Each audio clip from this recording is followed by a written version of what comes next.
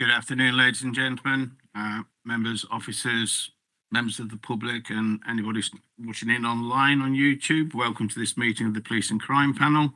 This meeting is being broadcast live via public YouTube and will be available for viewing on YouTube after the meeting. Please turn your microphone on when speaking and turn it off when you have finished. A fire alarm test is not scheduled today, so if the alarm does sound, please exit the room and the Democratic Services officer on my left will direct you to the fire exit. I have received apologies from independent member Parisha Chavda today.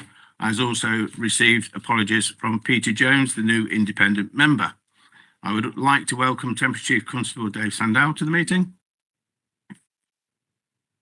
We'll move straight on to the agenda. Members, it is a heavy agenda today, so we will move at pace. And just for clarity, when we get to the budget section, agenda item 7, that will be split into two halves. Mr. Matthews will be invited to present his proposal, and then there will be a Q&A after that. And then I will ask the Temporary Chief Constable to put his proposal and ideas forward, if that's okay with everybody. And then there'll be a Q&A for the Chief. Okay, so we will move on. Agenda item 1, the first item on the agenda is the minutes of the meeting held on the 1st of December 2025. Pages 3 to 18, your agenda pack. Does everybody agree that the minutes are an accurate record? Everybody happy? Thank you. Agenda item 2 is public question time. I have received no questions from the public, although I have received representations from the public. Agenda item 3, urgent items. I received no urgent items. And agenda item 4 is declarations of interest in respect of items on the agenda. Do any members have any interest which they wish to declare? None. Thank you, members. Agenda item 5. The first report on the agenda today is a report on the appointment of an independent co-opted member. This is on pages 9 to 10 of the pack. Damien Buckley, Democratic Service Officer, will present this report. It's pages 9 to 10 in your agenda pack. Damien. Thank you, Chair. So the purpose of the report today is to outline the recruitment process which took place for an independent co-opted member of the Leicester, Leicestershire and Rutland Police and Crime Panel.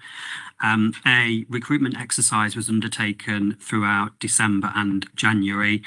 The panel had two independent members, Parisha Chavda and Salma Manzoor, whose term of office came to an end in February this year. So a recruitment exercise was undertaken for one of the independent members who didn't wish to renew their term, Salma Manzoor. The panel undertaken a recruitment activity and interviewed 5 candidates in January. They shortlisted for 5 candidates and actually interviewed 4 candidates in January. The successful candidate, Mr. Peter Jones, was appointed by the panel, and unfortunately Peter Jones isn't available at the meeting today, but he's formally been appointed by the panel, and the purpose of the report is for the panel just to note that appointment. Thank you. Thank you, Damien. And I think we had hoped to meet Peter informally ahead of this meeting. Unfortunately, we can't do that, but we'll try and do it next time round. But I think as far as the panel, we were very impressed with the quality of applicants. So Peter, I think, will be a very, very positive additional resource for the panel. So we move on. So agenda item 6. I meant to ask you if you've got any questions. Any questions? No, right, good. We'll move on to agenda item 6 is the review of the Leicester, Leicestershire and Rutland Police and Crime Panel Constitution, set out on pages 11 to 22 in your agenda pack. Fiona Macmillan, Director of Law and Governance at Leicestershire County Council, will present this report. Fiona, over to you, please. Thank you, Chair, and good afternoon, members. This report is asking the panel to approve amendments to Part 4 of our Constitution so that it is crystal clear that we distinguish how we handle serious complaints and conduct matters about the Police and Crime Commissioner or Deputy Police and Crime Commissioner. I will start by quickly explaining the statutory context for this amendment and how we've operated up until now.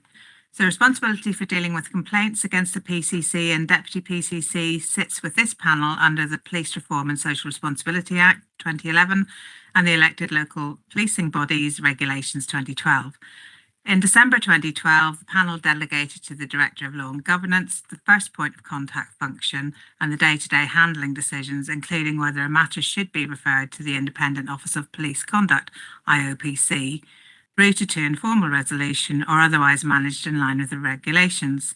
That delegation was adjusted in December 2021 and again most recently on the 27th of October last year, as recorded in your papers, to ensure that the Director of Law and Governance has clear authority, consulting the Chair where appropriate, to determine whether a complaint must be referred to the IOPC. The report in your pack summarises those decisions and the current position. So the amendments today are necessary for two reasons. Firstly, the IOPC issued operational advice in November 2022 that sharpened expectations on panels about what must be referred. This includes all recorded conduct matters, all serious complaints that constitute or appear to constitute a criminal offence, and any case the IOPC directs us to refer. Secondly, we have had feedback from the IOPC that our published Part 4 needs to be made more explicit. So while our constitution shows that at the relevant time, the PCC's Chief Executive, now passed to the Director of Law and Governance, had delegated powers in relation to complaints, the wording read, any complaint comprising a serious complaint or conduct matter. This wording blurs the statutory distinction by treating conduct matters as if they can be comprised within a complaint, whereas the phrases complaints and conduct matters are actually distinct in the 2012 regulations. So a serious complaint, which is made by a complainant, cannot comprise a conduct matter, which typically arises from information received other than from a complainant. So the upshot is that we need to put in an express parallel delegation to clarify that conduct matters are distinct from serious complaints, and we have done this in red on page 17. We've also put some background information in about the process on page 16. And I should say that we also now need to update the details for who to contact at the top of page 18. So a quite technical issue, Chair, but hopefully I can answer any questions. Thank you, Fiona. Are there any questions from members about the revision? Some of it was prompted by myself for very good reasons. So is everybody happy to accept the report and the amendments? Thank you, members. Thank you, Fiona. Okay, so we will move on to agenda item 7. The next item on the agenda is the Police Precept Proposal and 26-2027 budget. This is on pages 23 to 96 of your agenda pack. Members, the Police and Crime Commissioner is proposing to increase the 2026-27 precept by £11 per annum for policing purposes to 311.2302 pence, a 3.66% increase for a Band D property. The Police and Crime Panel has the power to veto the proposed precept, but this would require the support of 2/3 of the total panel membership, i.e. 10 of the 15 members. If the panel does decide to veto the precept, it must notify the Police and Crime Commissioner by the 8th of February, giving reasons. The Police and Crime Commissioner would then be required to notify the panel of his revised precept proposal by the 15th of February, where the panel's report indicates that they have vetoed the precept because it was set too high. The revised precept must be lower than the previous proposed precept, or too low, and the revised precept must be higher than the previously proposed precept. The panel would need to consider the revised precept by the 22nd of February. This would involve holding an additional meeting. The panel can then make recommendations and make comments and recommendations on the revised precept, but cannot veto the revised precept. I will ask Mr. Matthews to present this report, and then, as I mentioned earlier, we will ask the Temporary Chief Constable, David Sandell, to make a statement also. So, does anybody, Mr. Matthews, over to you. Thank you, Chair. I hope panel will forgive me if I break with tradition and read my introductory statement today rather than speaking off the cuff. This is an important matter, and I do not wish to make any inadvertent mistakes, which I'm sure would be picked up instantly. For convenience of panel, public, and our friends in the Fourth Estate, a copy of this statement will be made available on the OPCC website shortly. I will start, if I may, by making it absolutely clear that despite reports to the contrary, I am not proposing that the police budget should be cut. I am in fact proposing it should increase by £13.5 million, a rise well above the rate of inflation. The budget that I put before this panel is one of balance. It balances the needs of preventing crime, victim support and violence reduction against the request of the Chief Constable for an expansion of the police force. And it balances all of that against the financial pressures bearing down on the people of Leicester, Leicestershire and Rutland. In real terms, wages in the private sector are no higher than they were 20 years ago. That's for those who have jobs. Over the past year, the number of people with full-time employment has fallen, and the number of those with no job at all has gone up. Businesses are struggling and going bankrupt, especially those in the hospitality sector. Times are tough for our constituents. The spectre of poverty hangs over far too many in our city and 2 counties. Their predicament loomed over my shoulder as I started on the long journey of this budget process. Panel members will know it is their role to scrutinise my proposal, to appraise that proposal in context, having heard the rationale behind it. I will therefore concentrate on how I have reached the recommendations within the budget papers in front of you, following the most robust of budget setting processes. Naturally, I'm at the panel's disposal should they wish to ask questions at the end of my statement. The role of the PCC in budget setting is to decide on the overall budget within the parameters laid down by national government. Primarily, of course, that is by deciding on the size of the precept to be charged to council taxpayers. Conventionally, this is usually expressed in terms of pounds per Band D property. Before this budget process began, that figure was £300.23 per Band D property. Once the overall size of the budget has been decided, the PCC must then decide how to allocate the money between the various recipients, such as the police force, community safety partnerships, victim support services, the OPCC and so forth. In setting both the overall budget and the allocation, the PCC is obliged to consult both the Chief Constable and the Chief Executive of the OPCC. This year, a new, more formal and more exhaustive budget setting process was introduced.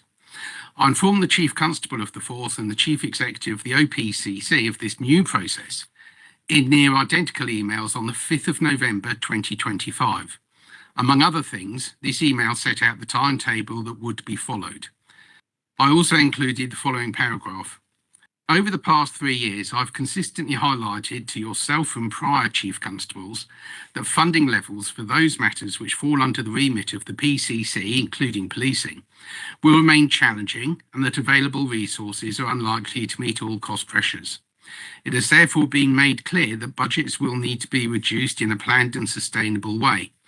I trust that the consistent way in which I have expressed these views has given the Force ample opportunity to develop appropriate plans to manage this reduction while ensuring that service delivery and public safety are not compromised. On the 14th of November, in line with the schedule, both the Chief Constable and Chief Executive submitted their first draft budgets. The Chief Constable responded by submitting a draft budget that called for an increase of £17.4 million, or 6.4%, at a time when inflation was running at 3.2% and the police pay award had been set at 4.2%. The Chief Constable was clear that this would necessitate the precept rising by the maximum allowed by central government. At the time, this was assumed to be £14.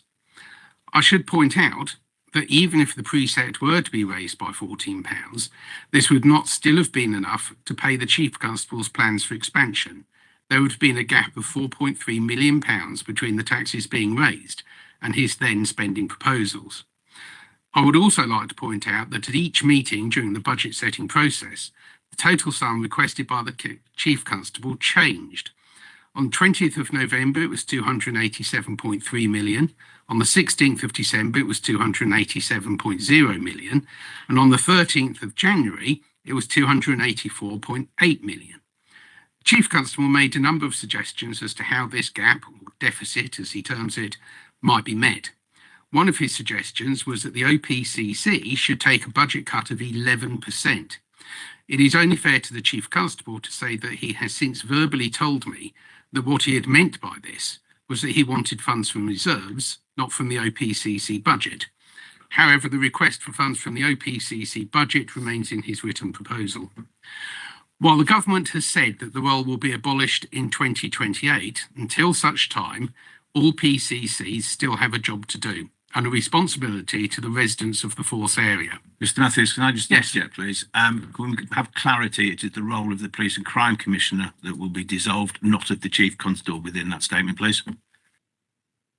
Of course, Chair. The government has announced that the role of the Police and Crime Commissioner will be abolished in May of 2028. The recent Mr. white Matthews, I'm just conscious of members of the public who may not know the exact detail of what is actually proposed by the government. That's all. So Yeah, no, let's continue. Quite right, Chair. But I think since you've raised it, it is worth pointing out that in the recent policing white paper, it was envisaged that the Leicestershire police force itself would be abolished and replaced by an East Midlands police force. The timing of that is not clear. The boundaries of the new force are not clear, and there's a lot of uncertainty there. But it is certainly in the white paper that the Leicestershire police itself will be abolished at some point in the next 5 years, albeit we don't know where. I thought, Mr. Matthews, from what I've read, that's in the next parliamentary term, not this parliamentary term, which does apply to the Commissioner's role. Indeed, Chair, thank you.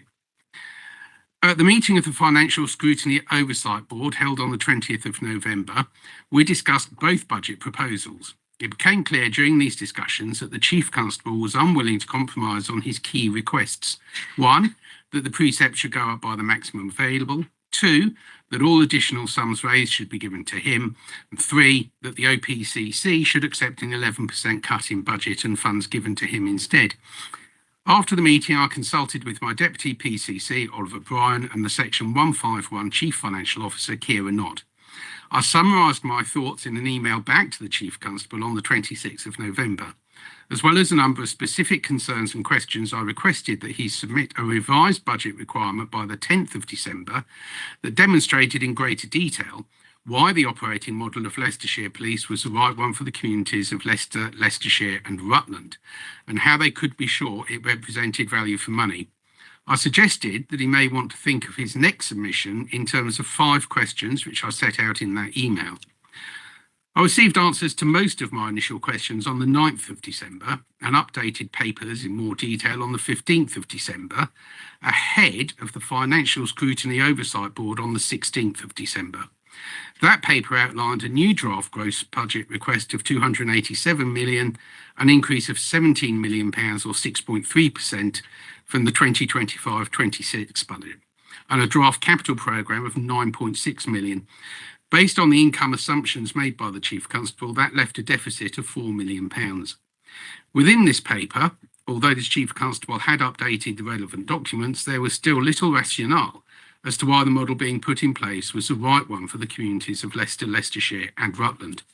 Further discussions took place at Financial Scrutiny Oversight Board on the 16th of December, as scheduled. The provisional settlement from central government was then received on the 19th of December. This outlined that the police grant This outlined that the police grant from central government had been set at 174.8 million, and the balance would need to be made from the precept levy, which police and crime commissioners had been given permission to raise by a maximum of £15 on a Band D property. This meant the maximum I, as police and crime commissioner, could raise would be £111 million, providing a total maximum income available of £287 million or 6.25% rise. I requested that my Chief Financial Officer model all different precept levels between £10 and £15 to enable me to be in an informed position. She found the difference in budget increase between a £10 precept increase and £15 precept increase was £1,776,000, 0.6%. On 22nd of December, we sat down to look at the options. Dealing with the OPCC was fairly straightforward. They were suggesting a reduction in their budget, which I was only too happy to agree. The force presented a different picture. The Chief Constable was wanting to expand the force. However, he had not explained to me why, nor was he able to offer any ways in which some of this cost might be absorbed by savings, and was instead insisting that all additional costs be met by increased taxation. At the same time, I was acutely conscious of the increases in taxation on our people being levied by central government. By this time, we also had the results of the public survey. Those showed that 31% of the public were unwilling to pay any more to the police at all. When we ran the same question 4 years ago, that figure was 24%. Now, that is a big increase in a short period of time. Combined with the falling percentage of the public who have trust and confidence in the police, that gave me real pause for thought. Among the discussions at these meetings were the following. The money sent by the Leicestershire Police to the National Police Chiefs Council in London is set to rise by 13%. When I asked why it was rising by 13% and inflation was less than 4%, I was told that this was because it had risen by 13% the year before, and so it seemed a sensible figure to put into the budget. This rise would have meant that £377,000 of taxpayers' money from Leicester, Leicestershire and Rutland would be going to the National Police Chiefs Council next financial year. That is up from £351,000 in 25-26. It would be nice to know why the Chief Constable considers it helpful to the residents of Melton Mowbray, Colville or Stonygate that this money should go to London rather than being spent on the police here. The cost of the subsidised canteen is increasing by £14,000. I asked why this increase was necessary. I was told of all the good work that the canteen does. I have no reason to doubt this at all, but it was not an explanation of why the subsidy was going up to such a large amount. Members here will know, I'm sure, my views on the Police and Race Action Plan. No doubt some members of this panel will think it is a good idea. Some may think it is a bad idea. That is a discussion for another day. What is important to budget setting is how much it is costing. I asked Chief Constable. He told me it was not costing anything. I found this hard to believe, and when pushed, the Chief Constable said that no money was being paid out of the Leicestershire Police, but there was staff time being spent on it. So I'm sure you are. Mr. Matthews, so just ask a quick question. How long is your statement likely to last now, please? I think I measured at 11 minutes, Chair. How far through it are you in a minute? I'm on page 4 of 7. Carry on, please, Mr. Matthews. With respect, Chair, I'm quite happy for Rupert to carry on, but I am struggling to kind of take all of this information in. I do find it rather unfortunate that it's been presented in this way. Noted. Thank you, Annie. Mr. Matthews. Thank you, Chair. It is a discussion for another day. What is relevant here is what this plan is costing. As you will all be aware, time costs money. If a police officer is working on the race action plan, then his wages are a cost to the Leicestershire Police. Perhaps more seriously, he's not out catching villains. I asked how much officer and staff time was being spent on this project. The Chief Constable told me he did not know. Given the vast scope of the plan, we must assume the cost in officer and staff time would be substantial. Taking everything into account, I thought the precept rise of £11 would be about right. It would reflect the divided opinion of the public. There was neither the maximum permitted of £15 nor the lowest permitted of £0. At this point, I should be quite clear, this viewpoint was wrought from detailed scrutiny of planned expenditure. I then turned to how to divide the total amount available. I decided to allocate the OPCC £5.5 million and the Force £279 million. My Chief Financial Officer then pointed out to me that since I was intending to ask the Force to carry out some of the crime prevention work, it would make more sense to pre-allocate that work now. That would enable the Chief Constable to include the money in his budget. I therefore included £1.1 million of crime prevention projects into the Force budget, including measures to combat marital theft, rural crime and antisocial behaviour. I wrote to the Chief Constable and Chief Executive accordingly. In response, the Chief Constable sent me a 55-page response, which among other things repeated his key requests. I had thought that by pre-allocating the crime prevention funds, I was helping matters. Unfortunately, the Chief Constable refused to accept what he termed ring-fenced funds. There then followed more discussions and consultation. In the course of these, I made the following concessions in the hope of being able to meet a compromise solution with the Chief Executive, the Chief Constable and I could all accept. These included £1.1 million of ring-fenced funds being released from ring fencing, £700,000 from the budget equalisation reserve to go to the force, £450,000 of the increased council tax collection to go to the force, and £1.6 million of other funds to go to the force. Disappointingly, the Chief Constable chose not to shift his position nor to answer the legitimate questions I had raised around expenditure. He merely repeated his requests. This left me in a bit of a quandary. I had a Chief Executive who had accepted a cut in the OPCC budget as a contribution to reducing the tax burden on the public. But I had a Chief Constable making requests without explaining why he had wanted the additional funds, nor accepting that any of the planned increase of 37 new staff could be funded by reducing expenditure elsewhere. Indeed, the Chief Constable sent me a further 30-page document in which he threatened to get rid of all the PCSOs if I did not give him what he wanted. Chair, I'm in the unusual situation bringing to you a recommendation that has been tried by publicity before the full details have been available. There are always two sides to a story. I've not made my decisions lightly. I've listened carefully to all the evidence presented to me. I've wrestled with the option of making the right decision or taking the line of least resistance. Just because I can ask local people to pay an additional £15 in tax, it doesn't mean that I should. The maximum amount of precept is not an automatic entitlement to me, to the force, or any of the services that the OPCC funds. I could have opted for the maximum precept and allocated the additional amount to other organisations, not to the police force. But I've not been convinced by any views saying that it was essential to do so. Chair, I believe my recommendations to be right, to be responsible. I'm aware that in some quarters they may be unpopular, but I have a duty to residents and businesses of Leicester, Leicestershire and Rutland to act on their behalf.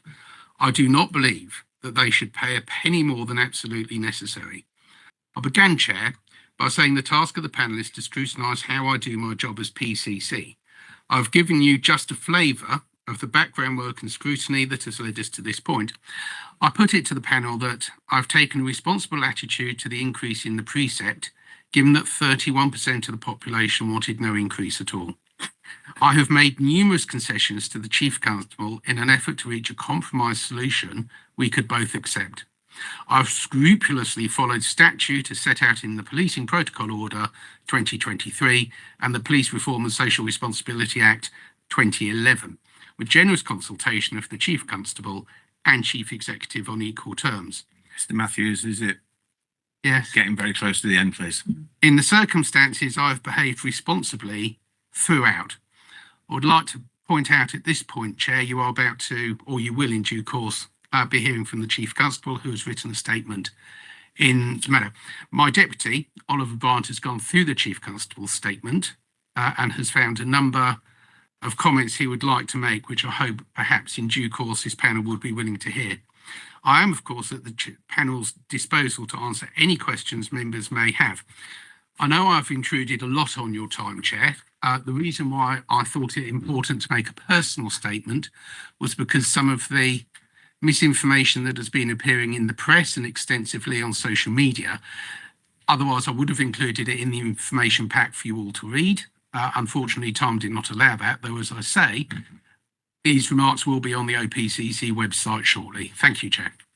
Thank you, Mr. Matthews. That was quite a long set of information and statements for members to be able to absorb and understand. And I think, as per my colleague, Councillor Cook-Kelvin, it would have been handy if we'd have seen it a bit earlier, so we would have had time to read and digest. Ellie, did you want to say something? Yeah, thank you. I mean, all of our brains work in different ways. I know I'm slightly neurodivergent, but I certainly couldn't process very much of that in the way that it was just presented. Ellie, can I just ask? I've not opened up the questions yet. No, it's not a question. I just would like a very quick summary of that, because from where I was sat, it seemed like you were just telling us about the difficult relationship you have between you and the Chief Constable, rather than what I thought this time was for you to present your budget and explain the logic behind your budget. I'm just a little bit confused if this is a representation of how you spend your time and, you know, how you work, as you said yourself, why have you spent all of that time? You know, the intricacies on a relationship, which actually, you know, for us in terms of looking at your budget today, doesn't really bear that much relevance. Thank you, Ellie. And I think what I would say, Mr. Matthews, and indeed, Temporary Chief Constable Sandal, is I've been around the Police and Crime Commissioner's position since the very first one way or another, with Sir Clive Loader. We then, of course, had Lord Willoughby for several years, including COVID. And now we have yourself, and this is not your first budget proposal. And I have never known the Police and Crime Commissioner and the Chief Constable at odds. I think that is quite unusual, and I think it's quite disappointing. Balanced view, whichever is the right or whichever is the wrong, or if there's a middle ground, I think it's quite disappointing and probably quite disturbing for members of the public that we have a Police and Crime Commissioner and a Chief Constable who have very clear differences of opinion about how we fund the police force. So, members, I will now open it up to questions specifically to Mr. Matthews and the role of the Police and Crime Commissioner, please. Mr. Lloyd. Thank you, Chair. Well, first of all, we'll make a little bit of a statement, is that I'm on the side of the victim and the residents of this great county of ours. Not on your own, we all support that sort of element. I'm looking at this statement here where you talk about an increase of 5.1%, which is currently above the rate of inflation of 3.4. Then I look at your particular department, and you've said yourself that you have allocated 3% more out of your budget to the police. Now, the 5.1, does that include the 3%, or is it added to the 5.1, making it 8.1? If it's part of the 5.1, then it's 2.1 increase, which is below the rate of inflation. Mr. Matthews. Thank you, Chair. I think the councillor may be getting confused with percentages. I'm sure it's in your writing. I know. I'm sure my Chief Finance Officer.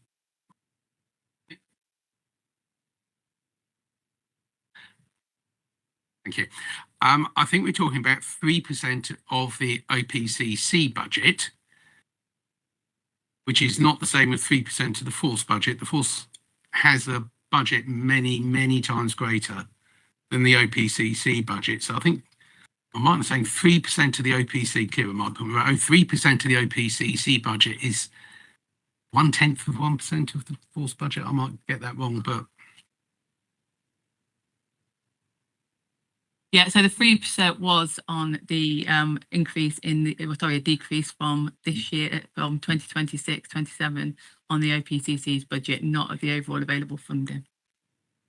But I'm only reading from what Yes, please, Mr. in the Lloyd. public domain, which it's your document, not mine. It says quite clearly that the part funding by cut to the budget of his own office, your office, of 3%, which is then being reinvested in frontline policing. Does that 5.1 increase of the police budget, does that include the 3%, or is it added to the 5.1%? There's these figures from yours, not from mine. Just needs clarification. Is it 8.1? So the additional, the amount that's saved is about £161,000 from last year to this year, and that has gone to the police force. That's the amount that is gone additional to the police force. It's included within that 5.2%. It's in with the 5.2%. So therefore, as a matter of record, it hasn't gone up by the rate of inflation. The grant, no, it can't do, can it? Because it's coming from your office. So whatever way you look at it, it doesn't work that way. Okay, thank you. Claire. Thank you. Just for the moment of clarity, because I think what you're trying to do is add two very different percentages together. So the OPCC budget, 3% of that's been reduced by 3%, which is approximately £161,000. So 3% of 5 million versus the force budget, which has gone up by 5% on top of the 200 and however many million. So you're talking about percentages of two different figures. So the OPCC budget this year has been reduced by 3%, which is approximately £161,000. that £161,000 has been passed over to the force, which contributes to the uplift of the force's budget by 5.1%. You can't add the two percentages together because you're talking about one lot of percentage of 280 million and one lot of percentage of 5 million. So Lloyd, or Again, in the end, it's so the total is 5.1, but 3%, but that part of that is that 3%. So it's only gone up by 5.1% total. Yeah. Yeah. So okay, yeah, I'm right. I'm I think we'll park that one there. Councillor Butcher. For the first time in years, Melton Mowbray has a full cohort of officers. The joint working in our borough is second to none. How will you explain to our community that you are risking their continued safety? Mr. Matthew. Thank you, Chair. I'm not. Thank you. Councillor Butcher, do you want to? Fine, okay. All right, Councillor Woodvis. Thank you, Chair. Yeah, so we've had previous sessions where we've talked about the gaps in funding. So when we have a wage rise, obviously it's only partially funded, and we talk in these letters and all the background documents about deficits year on year on year. But you blithely say you have an expectation of saving 1.2 million on your letter in the 28th. Have you had any liaison with the Chief Constable at all on that? I mean, is this just an expectation that's completely unfounded? Mr. Matthew. I've had extensive liaison with the Chief Constable, Councillor. It's no longer 1.2 million. I think Kira can probably come in on that. Yeah, so at the time of writing this report, we hadn't had in the collection fund surplus, which we forecasted just over £80,000, and we've recently been told that we've actually got an additional £450,000, which is going to the force. So that has reduced the 1.2 million to about 750k. If I may, Chair, I will also add that in previous years, as has been reported to this panel, the Leicestershire Police have made extensive savings year on year on year. This is in fact one of the smaller numbers of savings that they're being asked to make. Indeed, I think 2 or 3 years ago, I think they voluntarily made a £6 million. I don't quite remember what the figure was, but it was certainly well in excess of what they're being asked to make this year. So this is not unusual. If anything, it is a very modest saving. Thank you. Okay. Councillor David. Thanks, Chair. As mentioned previously, in terms of the relationship between Chief Inspector and the PCC is not of interest to us, and it's we shouldn't be discussing that here. But in terms of the budget itself, there's a couple of issues here. Saying that £11 only results in 1.2 million in efficiency savings targets, as per paragraph 6.3, and then a base budget requirement has an inherent 3.5 million gap in paragraph 6.2. So what are the proposals to meet the 3.5 million budget gap set out in paragraph 6.2, and how much of it is real cuts? And also the 1.2 million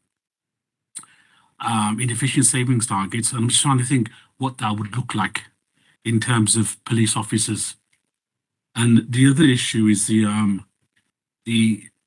because what we're talking about now is 27-28, and what we're doing is packing our problems for 27-28, because we can see a lot of problems there. So once 28, the role is abolished. The arguments have been taken, but what next? And I don't see that what next picture. And it feels as though that the issues will be left for us to deal with and the communities that we serve. And it's going back, talking to people in my ward. They say, well, if you say, well, council tax increase, yeah, I don't want to do that. But if you talk about the police and you mention that there's a massive reduction in terms of funding and in terms of impact on frontline services, they are concerned. They are very concerned. And what we don't want is, we're actually struggling as it is now. But if we start putting measures in place that is going to affect our communities, then there is a real concern. At the moment, what I'm worried about is a massive hole after 27-28. What we don't want to do as a panel, because we have a responsibility, is to leave that hole for somebody else to pick up. Thanks, Chair. Thank you, Mr. Daywood. And can I just add a supplementary comment to that, please, Mr. Matthews? Because your police and crime plan says quite clearly financial sustainability. I will ensure that Leicestershire Police is secure for the long term, which is Mr. Councillor Day's comment. Public finances are tight, and I want to ensure that the forces are in a sustainable financial position into the future. So, Mr. Matthews, Mr. David's comments, please.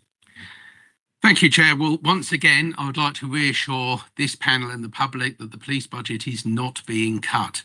It is being increased by more than the rate of inflation. It is not being increased, and I'm willing to accept this, it is not being increased by as much as the Chief Constable would like it to be increased. But like every manager of a large public sector organisation, of course, he always wants to maximise his budget. I think in his shoes, I would probably Mr. want Matthews, to do that. I'd prefer it if you didn't take slights at the Chief Constable, please. I was about to say that in his shoes, I would agree with him. But I'm not in his shoes, I'm in my shoes, and I have to bear in mind the requirements and needs of the tax-paying public, as well as the people who spend taxes. So I would like to emphasise to the council and the public listening to us that the police budget is not being cut, it is being increased. In terms of the what next, as we have already discussed, Chair, the Leicestershire Police may well be abolished and rolled into a regional structure of some kind. We're not quite sure what the government is thinking of. The white paper is a little vague on that. We have no idea how a regional police force would be funded, whether all the funding would come from the centre, whether there would be a local precept. If there is a local precept, who would decide what that's going to be? These are matters we do not know because the central government has not so far told us. All I can do is my best, as I've explained. The overall deficit in the medium-term financial plan is in the order of, I'm afraid I've forgotten, about £7 million. 9.6 million, thank you, of which 1.2 million will result from not taking the maximum increase. That was one factor that I took into account when I was deciding what the precept should be. As I say, we don't know what the future holds. There may not be a Leicestershire police force at that point. We're really not sure where we're going with any of this. As for the views of the people in the councillor's ward, I will take his word for it. I'm sure he knows his ward better than I do. What I do know is that the survey we ran was run across the whole of the city of Leicester, the county of Leicestershire, and the county of Rutland. And across that much larger area, 31% of people said that they did not want to increase the precept at all. And I think that we cannot simply brush aside the opinions of 31% of the public simply because it's inconvenient. That view needs to be taken into account, and I believe I did so by not setting the maximum, albeit I didn't agree with them and set no increase. I did set an increase. I think I've reached a balanced result on that. I think I've covered all the comments. If I missed something. Okay, thank you, Mr. Matthews. So can I just clarify what you've just said?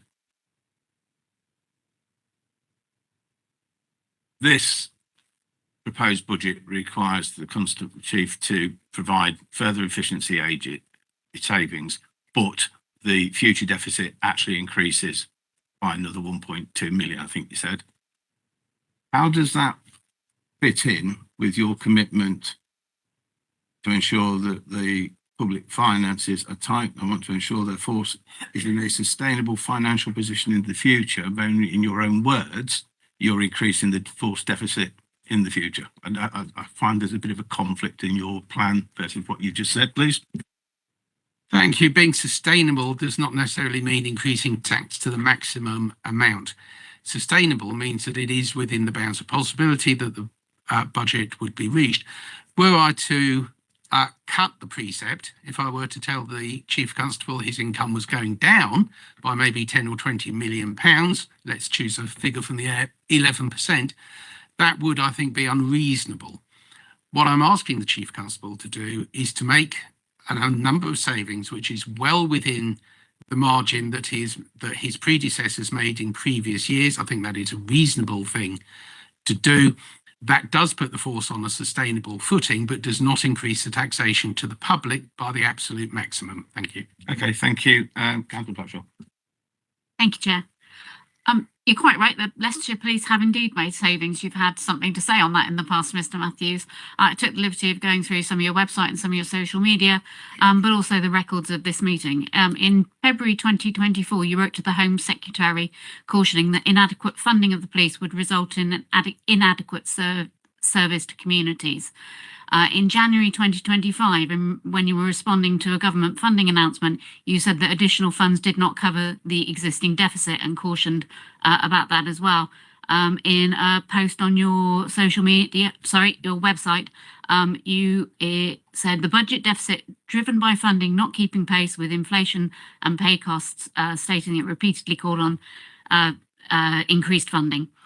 Across multiple public statements and official documents prior to 2026, you've consistently described police funding in Leicestershire, Leicester and Rutland as below average and inadequate to meet rising costs. These statements, I feel, amount to a clear public position that you feel that the force is underfunded. I found it quite interesting that a lot of those links disappeared over the weekend. What's changed between that now and then? Mr. Matthews.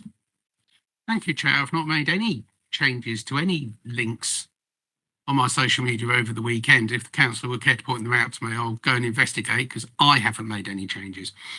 I think it is fair to say that the criminal justice system in general, policing in general, and Leicestershire especially, has been underfunded both by the Conservative government and by the Labour government that we now have. However, I do not think, and I've also gone on the record as saying this, do not think that it should be up to the local taxpayer to make up in full tight-fisted, parsimonious decisions from central government.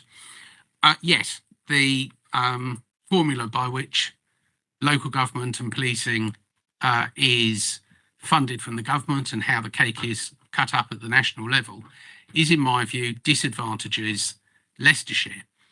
That is a matter for lobbying the government to change the way in which they allocate funding and change the formula by which it is allocated. One of the more bizarre aspects of that formula is regarding policing is that police forces where bedrooms are smaller on average get more funding than police forces where people's bedrooms are larger.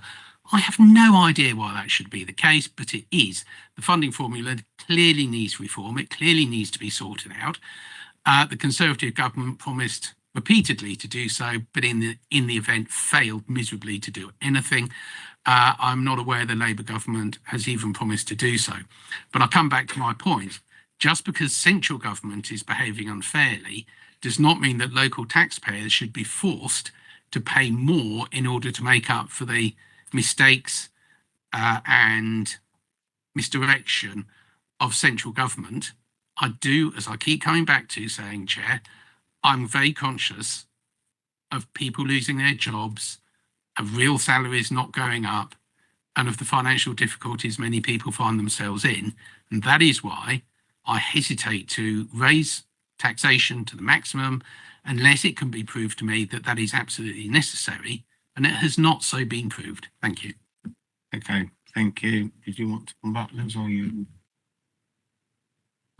Thank you. I mean, all tax comes from the public somewhere along the line. I would say that the practical effect of the proposal that's before us isn't that council tax is kept lower without consequence. There are very definite consequences in that a funding gap is created elsewhere, whether it's through reserves, reductions or future service. I think it's wrong to pretend otherwise. Okay, thank you. So we'll move on. Councillor Wise, please. Thank you. Please forgive me. I have a rather garbled list of things I've written down here. One thing that struck me, your concern for those who don't have much money, a lesson from them that I think applies here is savings have a limit. In those households, they have continually saved and cut back, and there comes a point where there is nothing left to cut back. And I would suggest that the police statement is saying that is where they are. At this point, we are cutting into the services that are protecting those very people. And alongside increased poverty, it is well documented, you get an increase in crime and vulnerability. So if you are arguing that we have increased poverty in our area, you are arguing that we are going to get increased crime. And so we actually need to provide the police with more support, not less. Thank you, councillor. Mr Matthews, did you want to come back?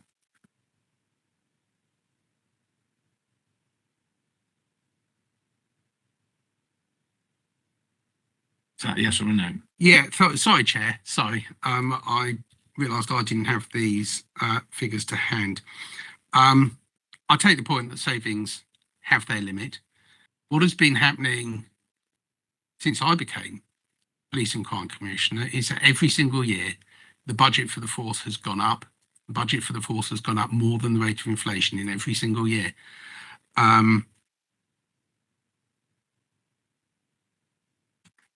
Because I was looking for here. Have you got the? I think Mr Matthews will move on, but I would Okay, just yes. comment. The point I'm making is just would there have comment. been savings, but the budget has gone up every single year. It has gone up by more than the rate of inflation. The police budget has never been cut while I've been PCC.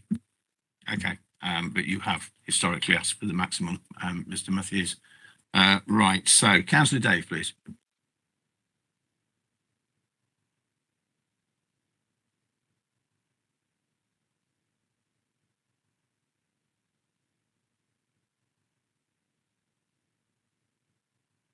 Sorry about that.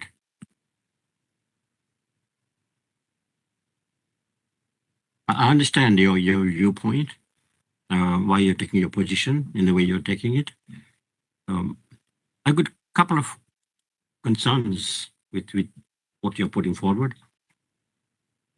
And correct me if I'm wrong, it's about the percentage figures. See, when a budget is set, percentage is added to a base budget.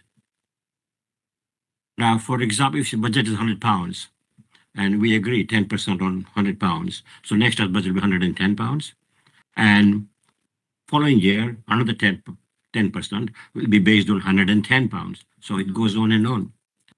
But you see, if we agree to 8% this year, the budget next year will be £108, and the following year will be less and less. So the percentage figure is extremely important, what we decide here, because the knock-on effect for the future years, maybe 1, 2, 3, 4, 5, 6 years hence, is quite serious. Okay? So while I understand your reasoning about not giving more pressure on the poor families, people who can't afford to pay the taxes, I understand that totally. But if we go down that line, then I can see the problems for the future built in the percentage figures itself. Right? And that's my worry, that I think we should be very, very careful. And this not only applies to your budget, it applies to the budgets we are going to set at the council as well.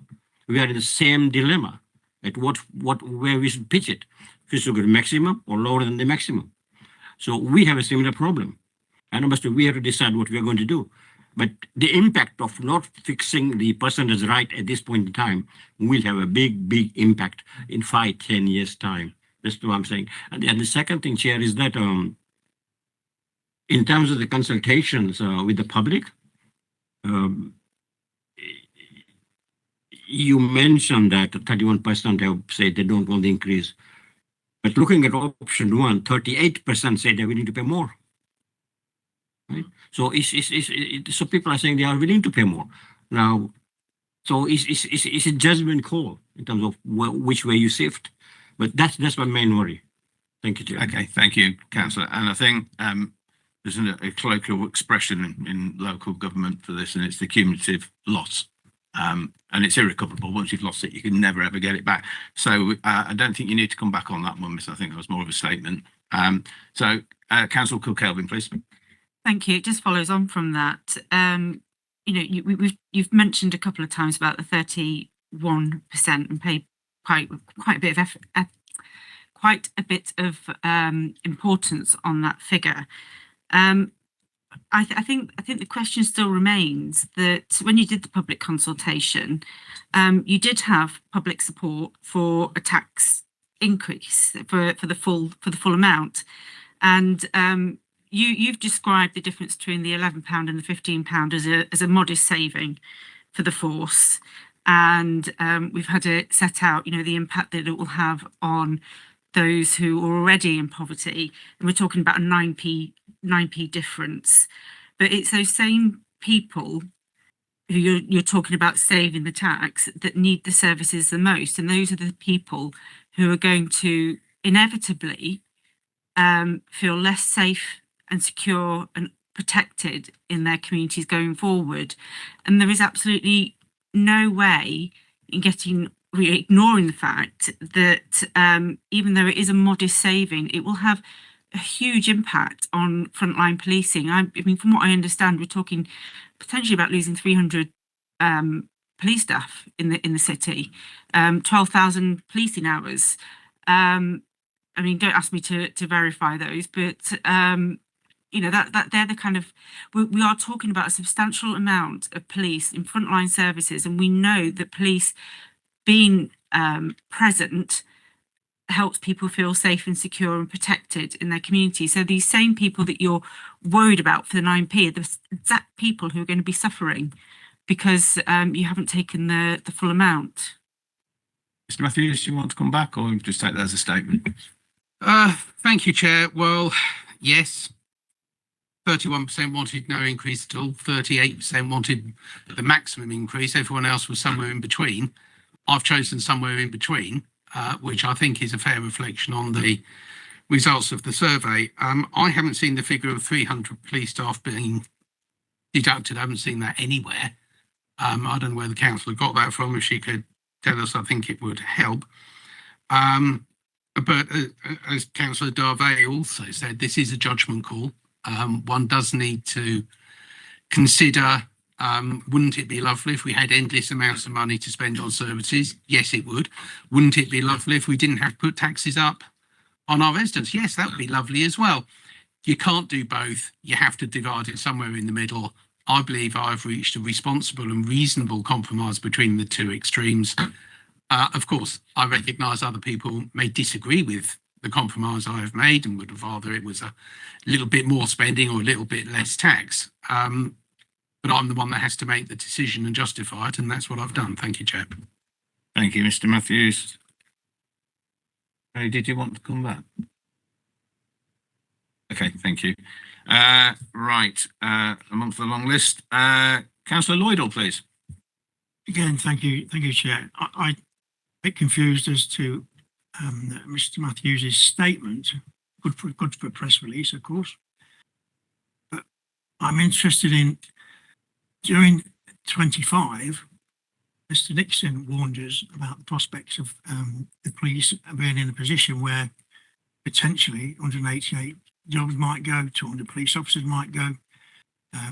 He talked about 6% of staff vacancies are on hold, which is equivalent to 88 workload of 108 staff posts.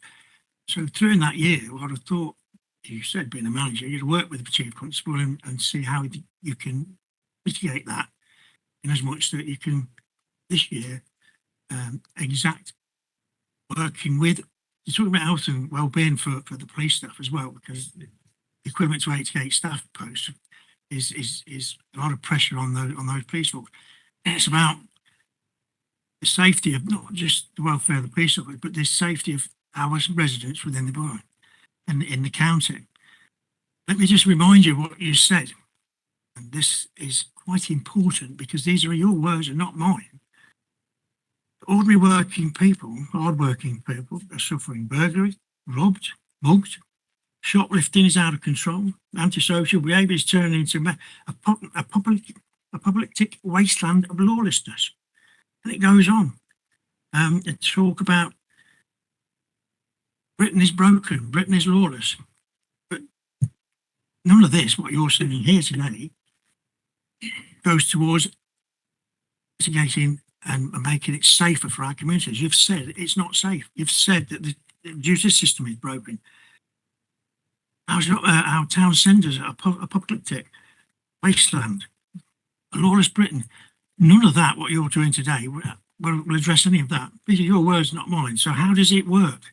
You can't say it's this and then say, well, we've got to cut nice flowery words to say, well, we care about the people.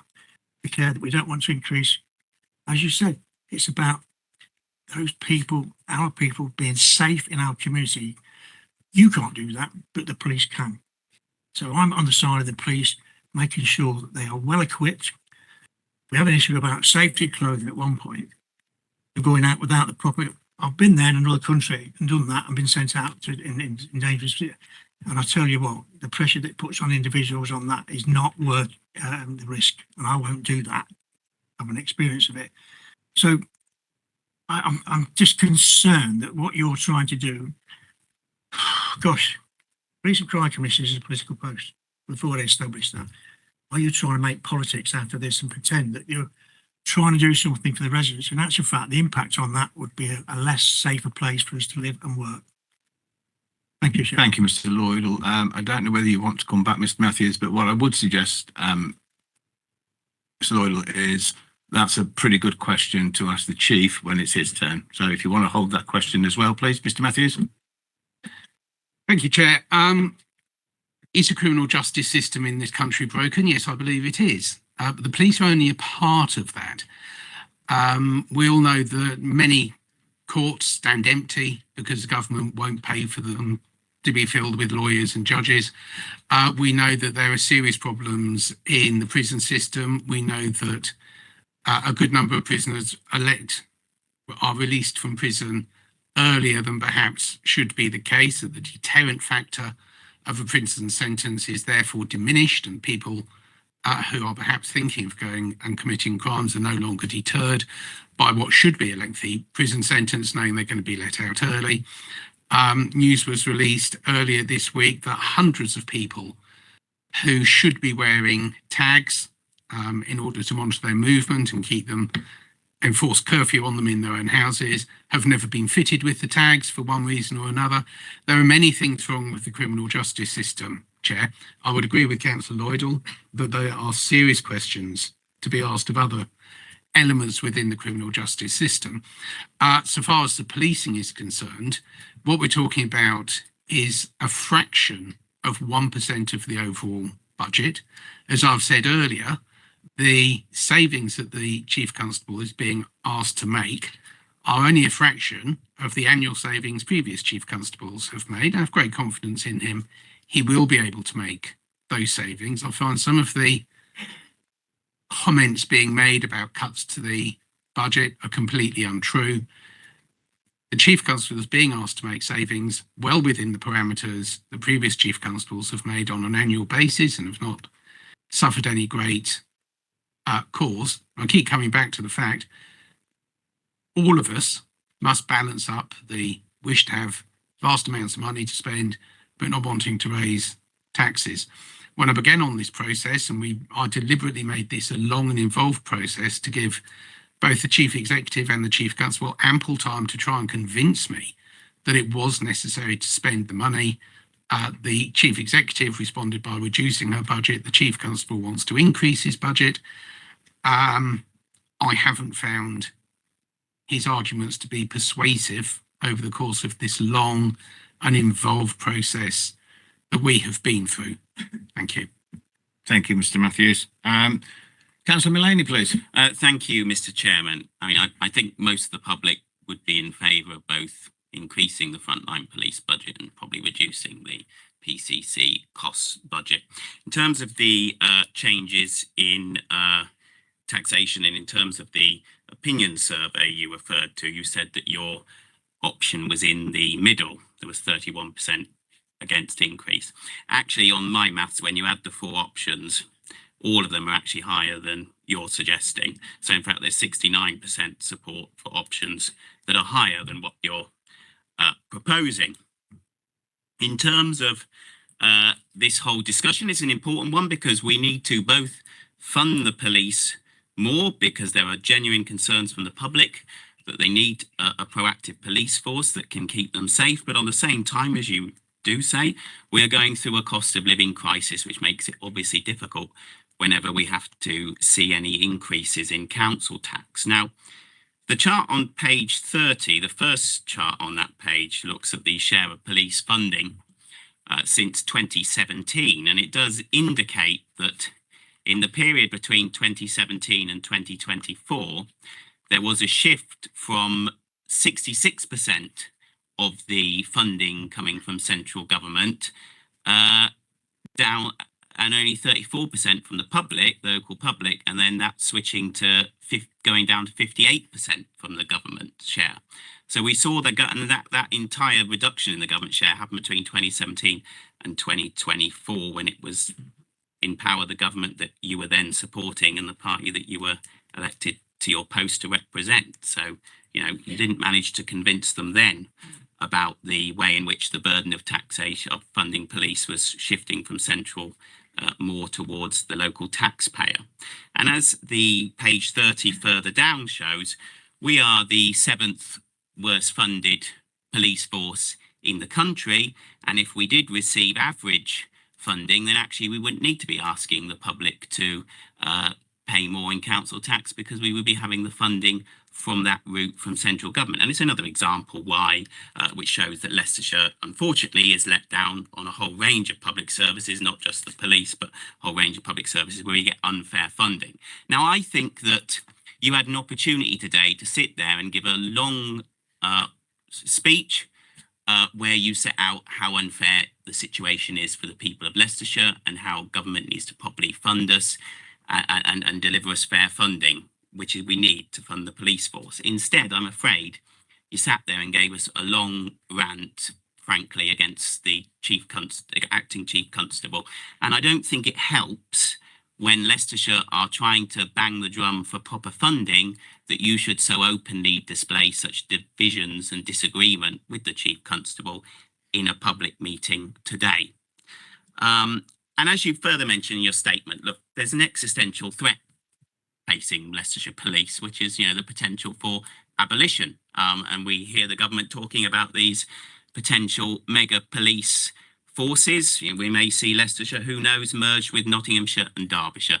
That's a big worry to people like myself in representing an area like Hinckley and Bosworth on the western edge of the area, because we fear that a lot of the funding may end up in those mega police forces getting dragged towards the cities and away from small town rural areas like mine. So it's a worry.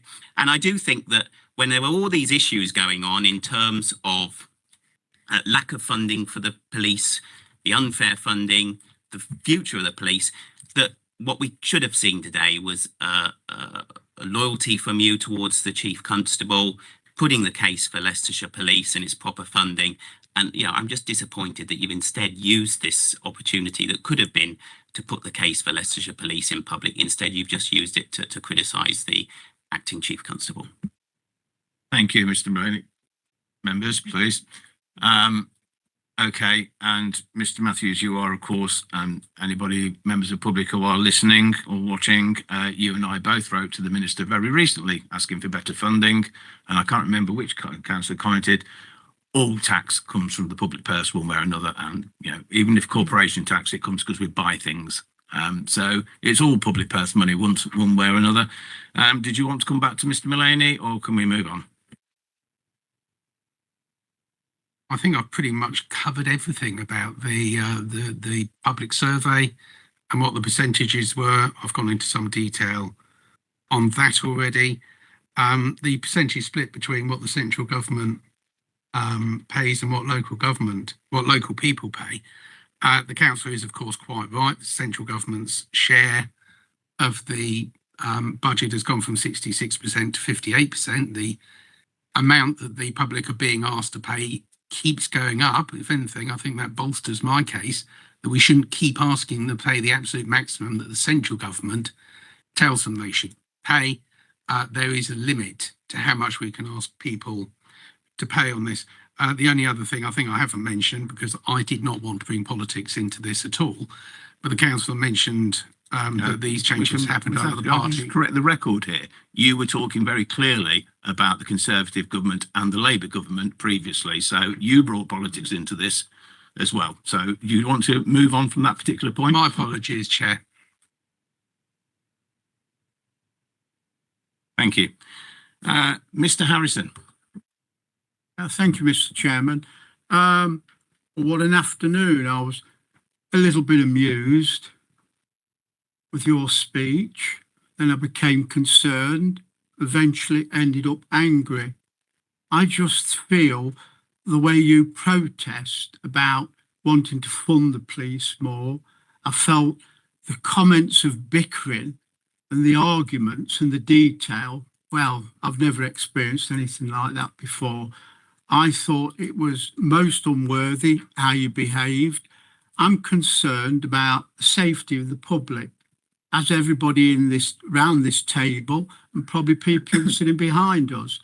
And you show a very scant concern for our thoughts. And lots of us are councillors.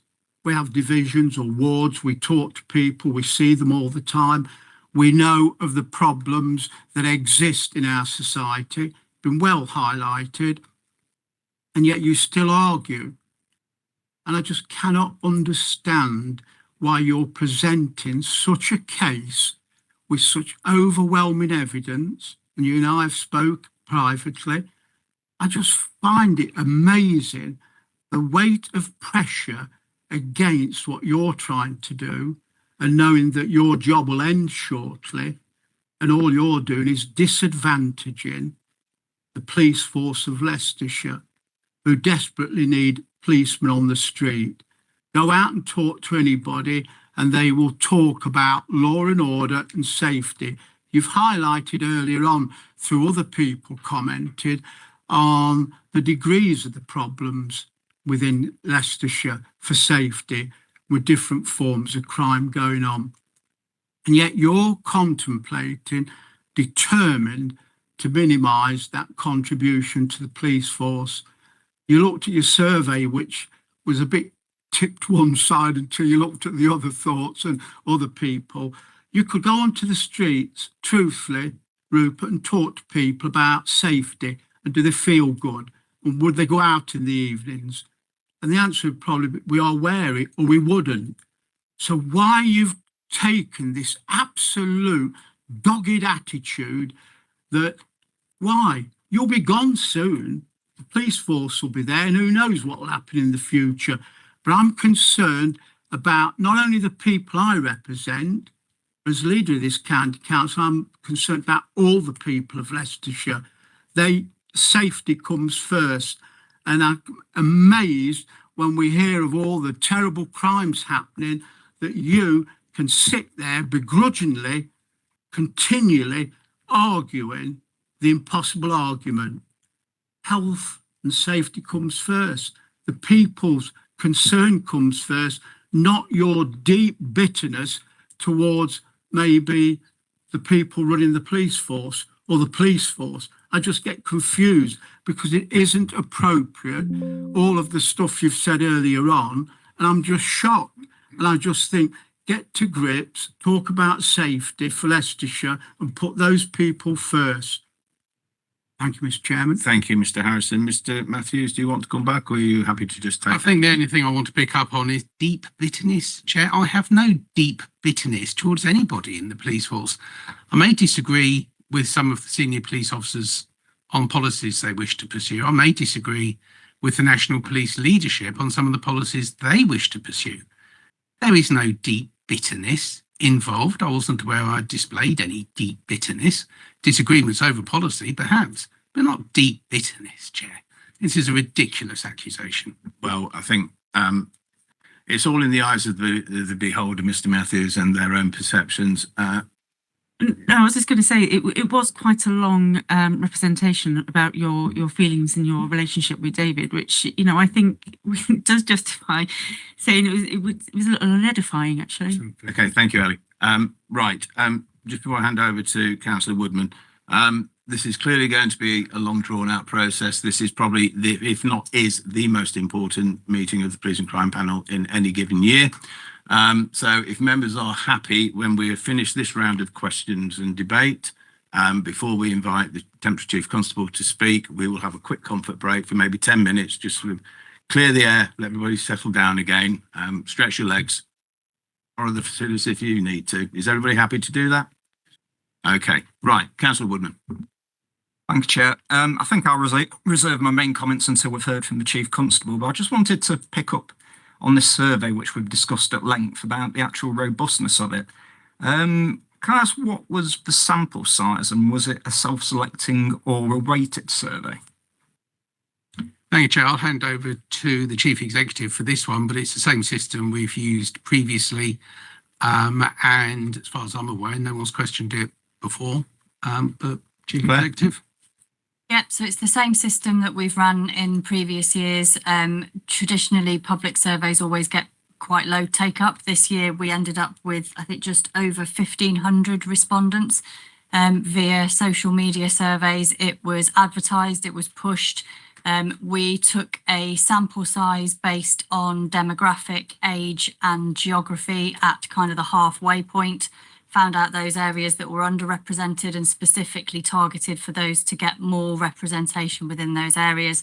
And we ended up with, just as I said, just over 1,500 respondents. Thanks, Chair. I mean, I suppose in theory, all the people who set the 31% could all be criminals who don't want any more police. Indeed, Chair, and the 39% could all be police officers. Thank you. Okay, so we are, are there any other questions from the member panel as of now? No, right. So in fairness to our new independent member who was unable to attend today for a number of reasons, I do have a whole list of questions that is sent through to myself. I think, if I may, Mr. Matthews, and to do justice to the new independent member, Mr. Peter Jones, I'll just pick up 3 of his question stroke points. So the first one is, the PCC's report indicates the budget is focused on his priorities. It is not clear how that is the case. There is no linkage in the budget to the PCC's 7 priorities, no headlines with budget allocation. Can the PCC explain, please? Well, I thought it was quite clear. If it's a matter of wanting the budget papers laid out in a different way than how they have been previously, this is the same sort of layout we've had previously. I'm in the hands of the panel. If the panel want me to present budget papers in a different format next year, I'm perfectly happy to do it. This is the standard format we do it. Okay, thank you. I can't respond because I'm not Mr. Jones. Right, the second question is, what assessments has the Police Crime Commissioner completed of the likely impact to the residents of LLR of his decision not to follow the advice of his head of finance and the Chief Constable? ? It seems inevitable that there will be some operational impact and associated public detriment. What does the PCC understand this will be? If there is no assessment, how is the precept level proposed anything other than a finger in the wind? The Chief Constable raises that he has seen no analysis or assessment. Is the PCC asking the panel to accept that this is based on no analysis? Mr. Matthews. Well, I think I've pretty much covered this. We went through a very long and exhaustive consultation period, which I outlined in my opening remarks. I'm sorry if some of the members here found those remarks to be excessively long. The point I was trying to make was that there has been far more consultation this year than any previous year. I've listened very carefully to what has been said to me by the Chief Constable, by the Chief Executive, by others. And one must always, at the end of the day, reach a balanced opinion. I believe the decision I have reached is balanced, given the different contributory factors. I know, of course, the Chief Constable has a different viewpoint. And as I said earlier, in his position, I might well take his point rather than mine, but we're sitting in different positions and we have different responsibilities to the public, and I have reached what I believe to be a sensible and responsible compromise between the different pressures being put on me in regard to this decision. Thank you. Thank you. And of course, all members sat around this table are representatives of society as well. So we do talk to our residents and we do set precepts and budgets within our respective authorities. However, this is really a statement, Mr. Matthews. There's no need to come back on it. It says the Chief Constable's statement on page 52 makes it very clear the PCC's position is contrary to all available advice. That's what Mr. Jones says. So I don't know whether you want to respond to that, but that's it. That's just a statement.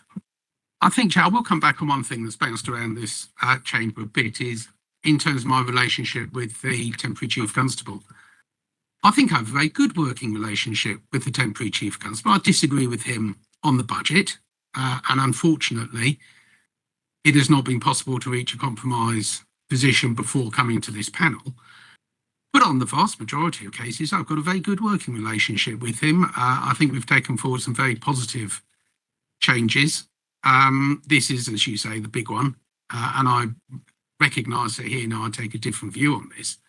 But I don't want anyone to leave this room, as Mr. Sandwell thinks differently, that we spend all our time arguing. We don't. Even this process, we have managed to carry on in a perfectly civilised way. We just happen to disagree at the end of the day. Thank you. I would hope there is professional decorum amongst all elected members and their senior officers. It'd be a very sad world if there wasn't. Okay. I think just from my perspective, Mr. Matthews, you are aware, or I hope you are aware, that I think in the April meeting, we've asked for a report on response to website reporting, crime reporting and 101. And I would love to see twice as many staff in the call centre because I spent 16 minutes getting absolutely nowhere on 101, which is why I've asked for that report to come forward in April. So I have definitely got a view about how we best fund the police force in its entirety, whether they're civilian staff or warranted officers or all the back office people and everything else that goes with a very complicated organisation. So I think if all members are happy, we will leave it there and rejoin at 3:35, so 25 to 4. So you've got about 11 minutes for a quick comfort break. If everybody's happy, so we'll close it there for now. Chair, sorry, can I? Sorry, Mr. Matthews. Not just ask. I wasn't aware you were doing the meeting in two halves like this. Do you want me and my team to stay, or do you want me and my team to leave, or where are we on this? I didn't realise it'd be a meeting in two halves. It's not in two halves, Mr. Matthews. I said right at the very beginning, I would split this discussion into two, yours first, then questions and answers, and then we'd invite the temporary chief constable and then Q&A. It's within my right as a chairman to be able to do that. The fact that I've called a comfort break is because we've been sat here for an hour and a half already, and this is going to drag on, I suspect, because we've still got other agenda items after the budget decision and the proposal. Members, your views, I have no view either way. Liz, your vice chair. We've still got the Police and Crime Commissioner's update report and the joint audit report to go through. I really feel that the team ought to stay. Okay, so you're requested to stay, Mr. Matthews. Thank you. Okay, 10 minutes, ladies and gentlemen.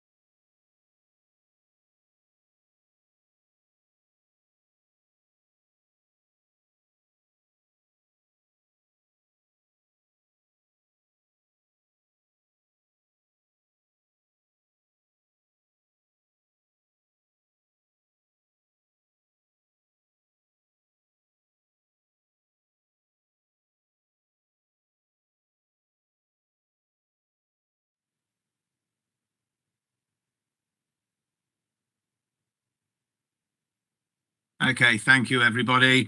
We'll reconvene the meeting, and it's now the turn of the Temporary Chief Constable, Dave Sandell, to state his case, please.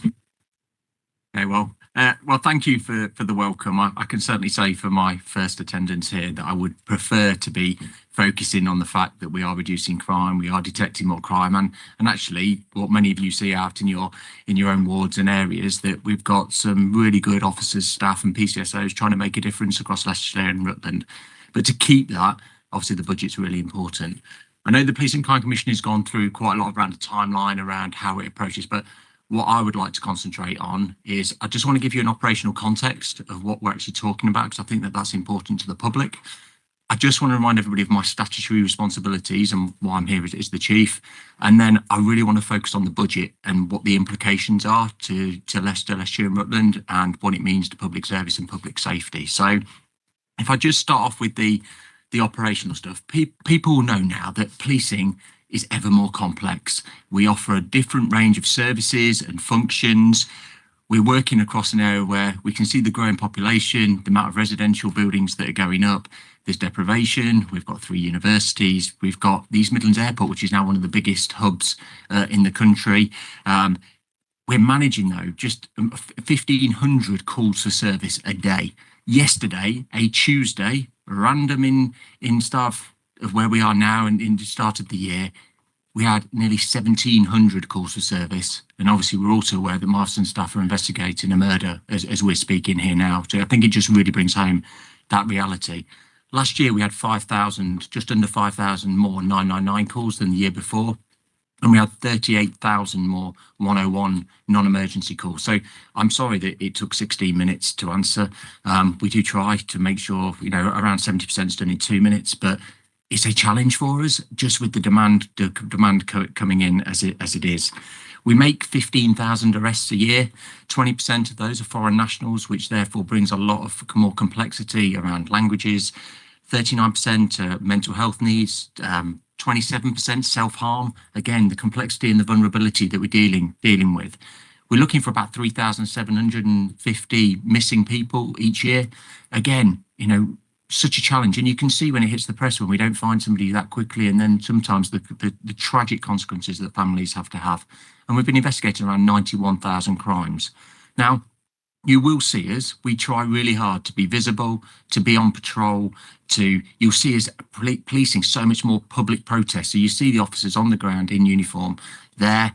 And you'll also see that a lot of the communities want to see us more because they actually like and they have that comfort of seeing my PCSOs on patrol and the officers. And we are a neighbourhood-based police force, and we take really, really pride in that. But there's also that hidden harm stuff that you probably wouldn't have known, that there was 48,000 referrals because we've come across vulnerable children and vulnerable adults, and we share that with our social care partners, that we were attending nearly 24,000 domestic incidents last year. That was a 3.6% rise. We're catching more paedophiles every week, week in, week out, and that increases the amount of sex offenders that we're having to manage across Leicester, Leicestershire and Rutland, which is, it would be concerning for any member of the public that would. We've also got cyber, we've got CT, we've got the fact that we're also we're proud that we've got a capability to tackle the highest harm offenders. We do arrest the most serious. You'll see us being really proactive in that way. But there's also that reality that the demand is outstripping the resources that we've got available. We've mentioned that the £23 million has been taken out. Well, that's reduction in people. We have to prioritise on threat and risk. And you also see that we don't get everything right every time. But you have to also then consider, is that because of the strain on the service that we're trying to deliver and the amount of work that's coming in? And it's the reason why we're surviving is because we are innovative. We are always continuously improving. We are trying to make sure that we're a leading force in the country. But I also have really good people working in this organisation who care about Leicester, Leicestershire and Rutland, and they really do. And I know that you'd have had experiences across that in your own areas. Now, in terms of my statutory functions, there are a number. You'll know that I've got responsibility control over all the delivery of the operational policing services, and I've also got operational independence. I should be consulted on the budget, and I'm expected to provide professional policing advice and recommendations on the budget and on the police and crime plan. So this isn't something new. When we're here today, is right that the Chief Constable does that because it's a statutory responsibility. The PCC does allocate all the funds and receives all the budget for the police, for Leicestershire Police, and they also set the precept, as we've heard today. But I have to make sure, and he has to make sure, that it doesn't fetter the effective financial management of the force, and it must enable the Chief Constable to deliver their role efficiently and effectively, which I'm trying to obviously make sure we do in the different perspectives that we've got. I also have a legal responsibility around having due regard to the police and crime plan, and the chair's already mentioned some of the statements that are actually included in that, which I'm also trying to make sure that we are hitting around having a sustainable force, making sure that the force has a long-term approach to resources spending, and that also that we're well resourced and secure for the future, because it's that long-term approach which is really important. Now, the budget. And this is the main part that I really want to focus on. Now, I know, like I said, the Police and Crime Commission has covered lots of different areas, and you've heard that I've submitted a lot of reports. Excuse me 1 second, Mr. Sandow. Just for the public record, Mr. Matthews has just left the room. Yeah, can I just, I'll just cover that there. So we do have a professional relationship. We don't see, obviously, the decision, but we do have a professional relationship, and I'm aware of some personal circumstances of the PCC that if I was in the same circumstance as him, I would leave the room. So I just want to be really clear for the public that, you know, just to be fair, transparent around that, so to do it. So, and hopefully he'll come back in and be able to do it. I think there'll be nothing. He got a phone in his hand, but anyway, yeah, it's just for the public record, because we can see what's going on, but the public can't. No, thanks very much, Chair. But I just want to make sure that it was balanced, and everything that I'm saying now, you'll see is in my report that's been submitted. I wasn't aware of obviously what the Police and Crime Commission was going to say because that wasn't shared in advance with me. But it's the budget that's really, really important. So, and for the record, Mr. Matthews is now returned to the room. Thank you. So 81% of the budget is spent on people delivering the service across Leicester, Leicestershire and Rutland. I just also want to put out that we have the highest levels of independent, internal and external audit on our financial management. You can't get higher. So we're good at managing the money. We've also built a budget on the actual costs. So we actually build it up. And I know there was quite a lot of coverage around what's inflation and the fact that the force is getting more money. Well, the force does cost more money every year. This year, there was a 4.2% pay rise that's imposed on the force. It's a government decision. That adds £4 million straight away to the next year. You've also got the fact that inflation for some of our IT costs, probably the same in the authorities that you work in, was around 13%. So I know that the force actually costs 6.2% more to actually just stand still. So we know that, and that's why the force has to cost more money this year, and it will cost more money next year just to stand still. The other element I really wanted to bring out to you is the cost of, I've got a really young workforce. You'll know this when you look at some of my officers in terms of their service level. But actually, when they first joined, they cost £45,000 with the on costs. But after 7 years, they're £75,000. So therefore, £72,000. So therefore, just over those 7 years, to have the same amount of money, the money has to go up, otherwise the officer numbers have to reduce. So again, we just need to be really mindful around the incremental pay scales that affect our budget. So the Police and Crime Commissioner, and we have had a lot of negotiation in terms of the reports put in to try and get us into the position we are. But the position today is that there's £4.7 million less than is required to sustain the current level of service that we provide to the public. So to find that gap and to cover that gap, it means less people in the organisation. And the reason why I can say that is because we already know that our inspectorate tell us, when they compare us around all the forces nationally, that we have one of the lowest costs of back office functions across the whole country.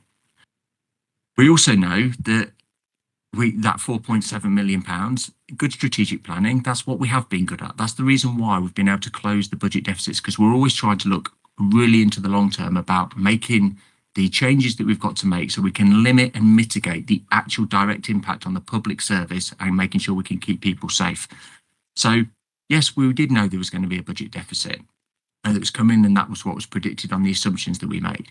We've got plans in place to close 3.5 million of those. But what I want to really bring home to you is, if that means £1 million worth of police staff are being removed from the organisation and £500,000 of police officer pay costs are being removed. So you'll see in the papers that I can't bring transferees in because they cost more because they're at the 7-year pay scale rather than having new people. So I can't bring extra experience into the organisation at a quicker level. That's all got to be done by the 31st of March before we even get to the 1.2 million left that we've got to close. We're making more cuts in year. So if we went to a £15 precept, then actually that £1.2 million deficit is covered, because the money, the difference between the £11 and £15, the 8 pence per week, £4 for the year for the actual member of the public, is £1.4 million per year.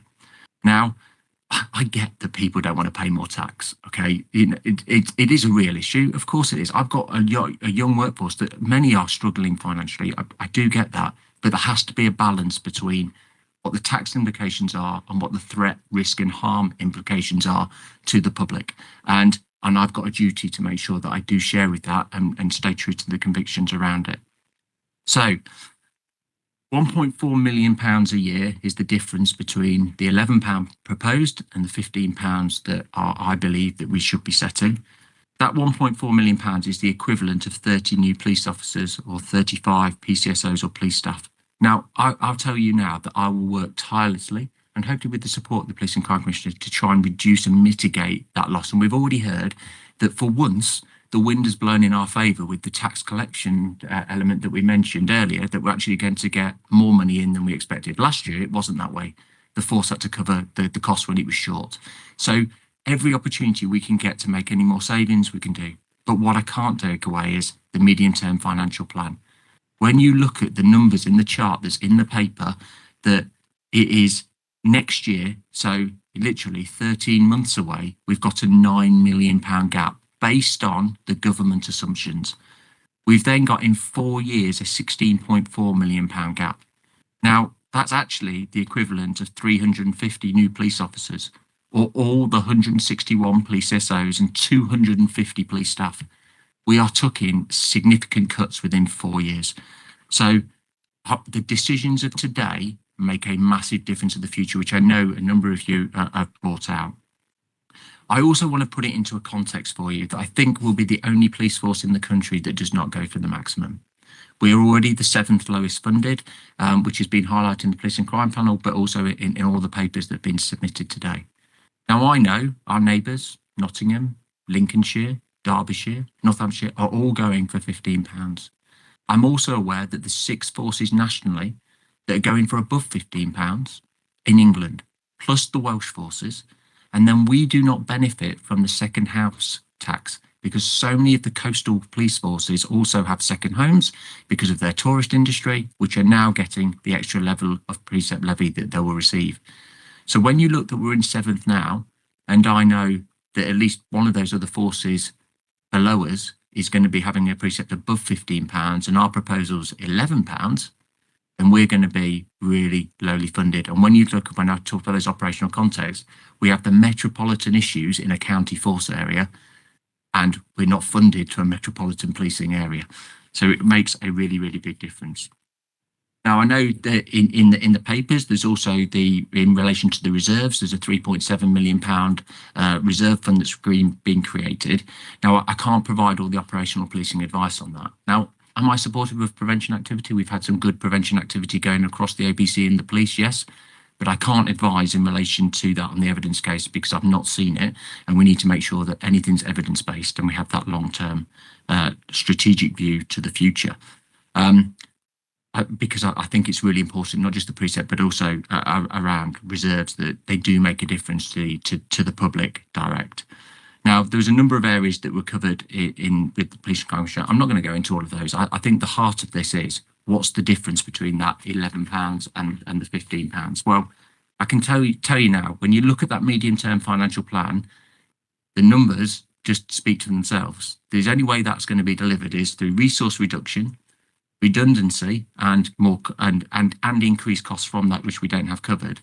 It either comes from reverse modernisation, which we were having to consider and do by putting police officers back into back office options because there was a penalty clause called the uplift from the uplift. So people might not be aware, but we had to hit a certain number of police officers. If we didn't hit it, it was a £40,000 fine per officer in September and April. So it meant that all our savings had to come from our police staff and PCSO colleagues.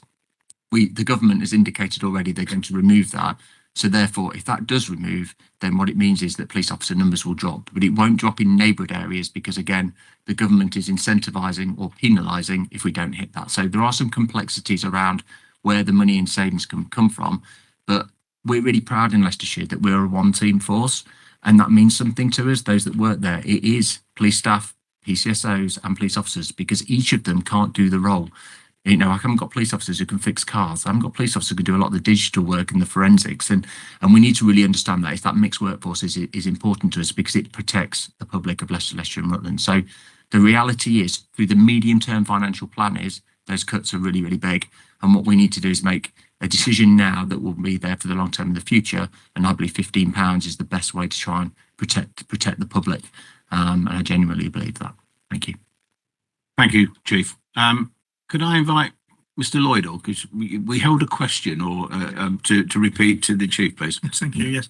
Yeah, again, the reason I asked the question before is that, like any business, and you're a business person, when you get the information prior to the current year or the year that's coming up, and the evidence suggests that you may have to have potentially losing 200 of police officers or staff vacancies of 6%, holding on, and of course that impacts on the people that are left, and it says the workload it's equivalent to the workload of 88 staff posts.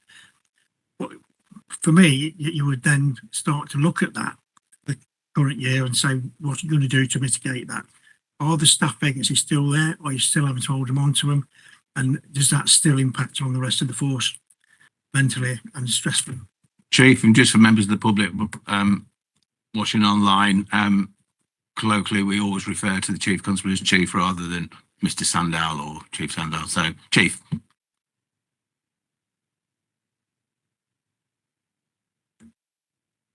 Okay, so thank you. I think that's a really good question because it is certainly being felt with my workforce. And I think you'd have seen that actually it's not just me speaking for the £15, but it's also the Police Federation and Unison. We're all aligned in relation to this. So they're the people that represent my workforce. And the reason why is because we obviously have police staff numbers, and police staff in particular is where the vacancies have been held, not in the police officers, because we needed to hit the numbers because of the penalties that we were imposed if we didn't. So when we take out another £1 million worth of police staff, that is actually, we've done it in the longer term to reduce the impact of redundancy because of the cost of that. So we're removing more of those vacancies, but we have been holding a higher level of vacancy rate, knowing that as we move into the next year, we're going to be really struggling. And then what we're also doing is a target operating review. So we've already commenced that because we know we've got to change the way we deliver our services, and we're trying to mitigate the impact on the public because the sheer numbers that we've got to take out will mean a difference in service to the public. Yep. We're back to talking about the budget now and the 1.4 million that it would create, 1.2. Sorry, 1.4 is the difference between the £11 and £15, and at the moment we've still got a £1.2 million gap to the side. Yeah, so, but if you had received that, would that have an impact on what you've just said? Okay, we've got to look at that medium-term financial plan. It's not looking good, but the difference between the precept is £1.4 million per year. It then goes up each year. So over the 4-year period, it accounts for nearly over £6 million. So yes, it does make a massive difference because it mitigates some of the impact that we're going to have to carry through the period of the medium term, which is medium term. When I mentioned that, is the next 4 years. Is that how we do it in policing? Okay, thank you. Councillor Butcher. Thank you. At point 7.2, you highlighted how the £15 increase will support the neighbourhood policing and protecting women and girls and both urban and rural crime. Now, you kind of have sort of already answered my question, is how do you anticipate the £11 increase would affect these areas?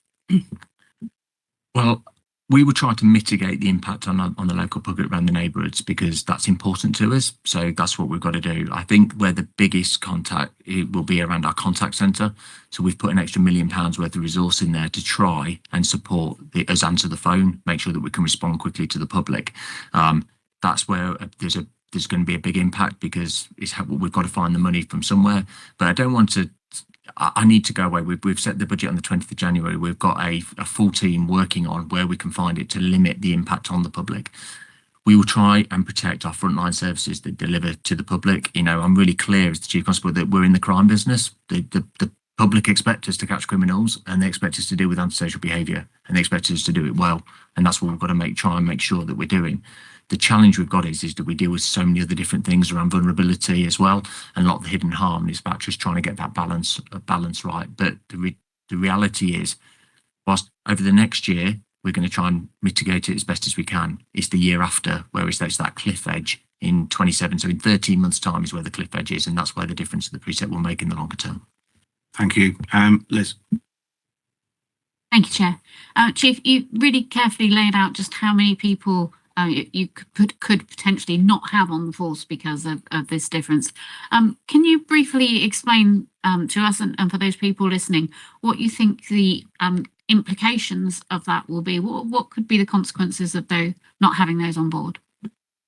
I think that you can already see that when you've got the amount of calls of service that we've got coming in each day, and you have a Tuesday yesterday with nearly 1,700 calls of service, then it is our ability to be able to answer the phone, get the intelligence, to be able to respond quickly. The national target is 15 minutes for an urban area, 20 minutes for a rural area. That's a challenge as it is with the resources that we've got.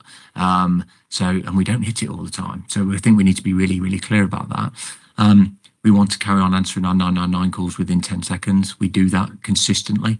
But again, every time we reduce somewhere in the organisation, there's an impact, and that's the challenge. We're always going to work really hard to try and mitigate it. You know, we have took £23 million out, but actually that's the problem is where else do you go without changing the service? And it's the service offer that's going to have to change, which worries me because as a resident of Leicestershire and somebody who's grown up here, it's important that we do provide a good service to the public. Thank you, Chief. Councillor Wise. I'm going to come back to my poverty again. So we're in agreement here, Mr. Roberts. We talk about people being short of money, and I mentioned the relationship between crime and people being in poverty. But I think we also need to remember the link between poverty and mental illness and how that can also lead to an increase in safeguarding. I think we need to remember that whilst you say the public expect you to be out there fighting crime, what they don't realise is your statutory duty in mental illness. So as other services are cut back, the police are having to mop up those mentally ill people who should otherwise be in a different service. We have, as a police force, you have no control over that other service. You are responsible for picking up the safeguarding of children when you walk into a domestic abuse situation. You have no control over that situation. So whilst we can argue you have control over the amount of crime, there is, I think, a lot of other services that the public don't appreciate the police are responsible for. And I'd just say thank you because that's right. You know, the complexity with the amount of referrals we're doing for the amount of, the vulnerable children is a real concern to me. They're our future, aren't they? Across our communities, across Leicester, Leicestershire and Rutland, and the amount of vulnerable children that are there that, we do get exposed to, and trying to do what's right to work with our partners to do it. And again, it's one of those hidden things around the demand. So thank you. Any other questions from Mr. Woodman? Thank you, Chair. So with this now looking like £700,000 shortfall that you've been left, has the PCC or the office of the PCC, have they made any suggestions about what you should not be doing to make up the shortfall? Well, they wouldn't have said directly in terms of what we should or shouldn't be doing. What would usually be the process is that we would do a review, work out where we can try and find the money, and then we'll come up with a plan. And there's a balance around that operational independence and my role to make sure that we do deliver that. But do we welcome when there's finances and funding comes from the OPCC? Yes, we do, because I think that's important that we really concentrate on what the money's being spent on. So they haven't said that they expect these areas to be cut. Obviously, I've got to have due regard to the police and crime plan, but I have said in my report that actually that gets more difficult because we have to fall back to more statutory functions. Thank you, Chief. Councillor David. Thanks, Chair. Thank you for your presentation. I think for those listening, will probably want to see a picture because all these figures mentioned, what does it really mean? So it's like for people in the public, they need to understand what the implications are of the precept for the 11 to 15 pounds and the cumulative impact in the future.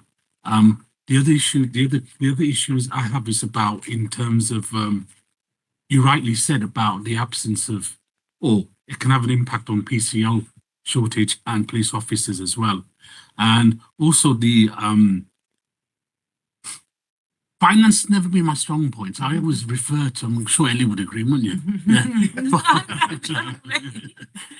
But in terms of, I'm sure finance, the chief finance officers will be speaking to each other because you will have a finance office and you will. So I'm just wondering whether there's been any kind of consensus or agreement on the position taken by the OPCC office and your office. Well, I think that's a question to ask them. I know the Force Section 151 officer is supposed to be the finance director of the Force. The Section 151 officer for the public is a statutory responsibility about making sure that we meet our budgetary requirements, and there's a lot of legal requirements around it. Is in the position of the Force looking at the medium-term financial plan and believes that we need a £15 precept to be having any chance of being sustainable in the future. You only have to look at that table and the numbers, and it's pretty stark of where we are. Thank you, Chief. Now, I think the challenge we would have to get a full answer for you is the OPC Section 151 officer is here. The police force's Section 15 officer is sat over there, and I cannot call him to the panel. So I think you wouldn't get a balanced view. You just get, so I think we need to park that one specific point. I've got you, Ellie, but Liz first, please. Thank you. I just put a big circle around the notes that I was taking. On page, I found it 52 of the pack. You said there's a 3.7 million prevention reserve fund. The bit you gave at the beginning, you seem to indicate that you've not been consulted over exactly what that's going to be for. Is that correct?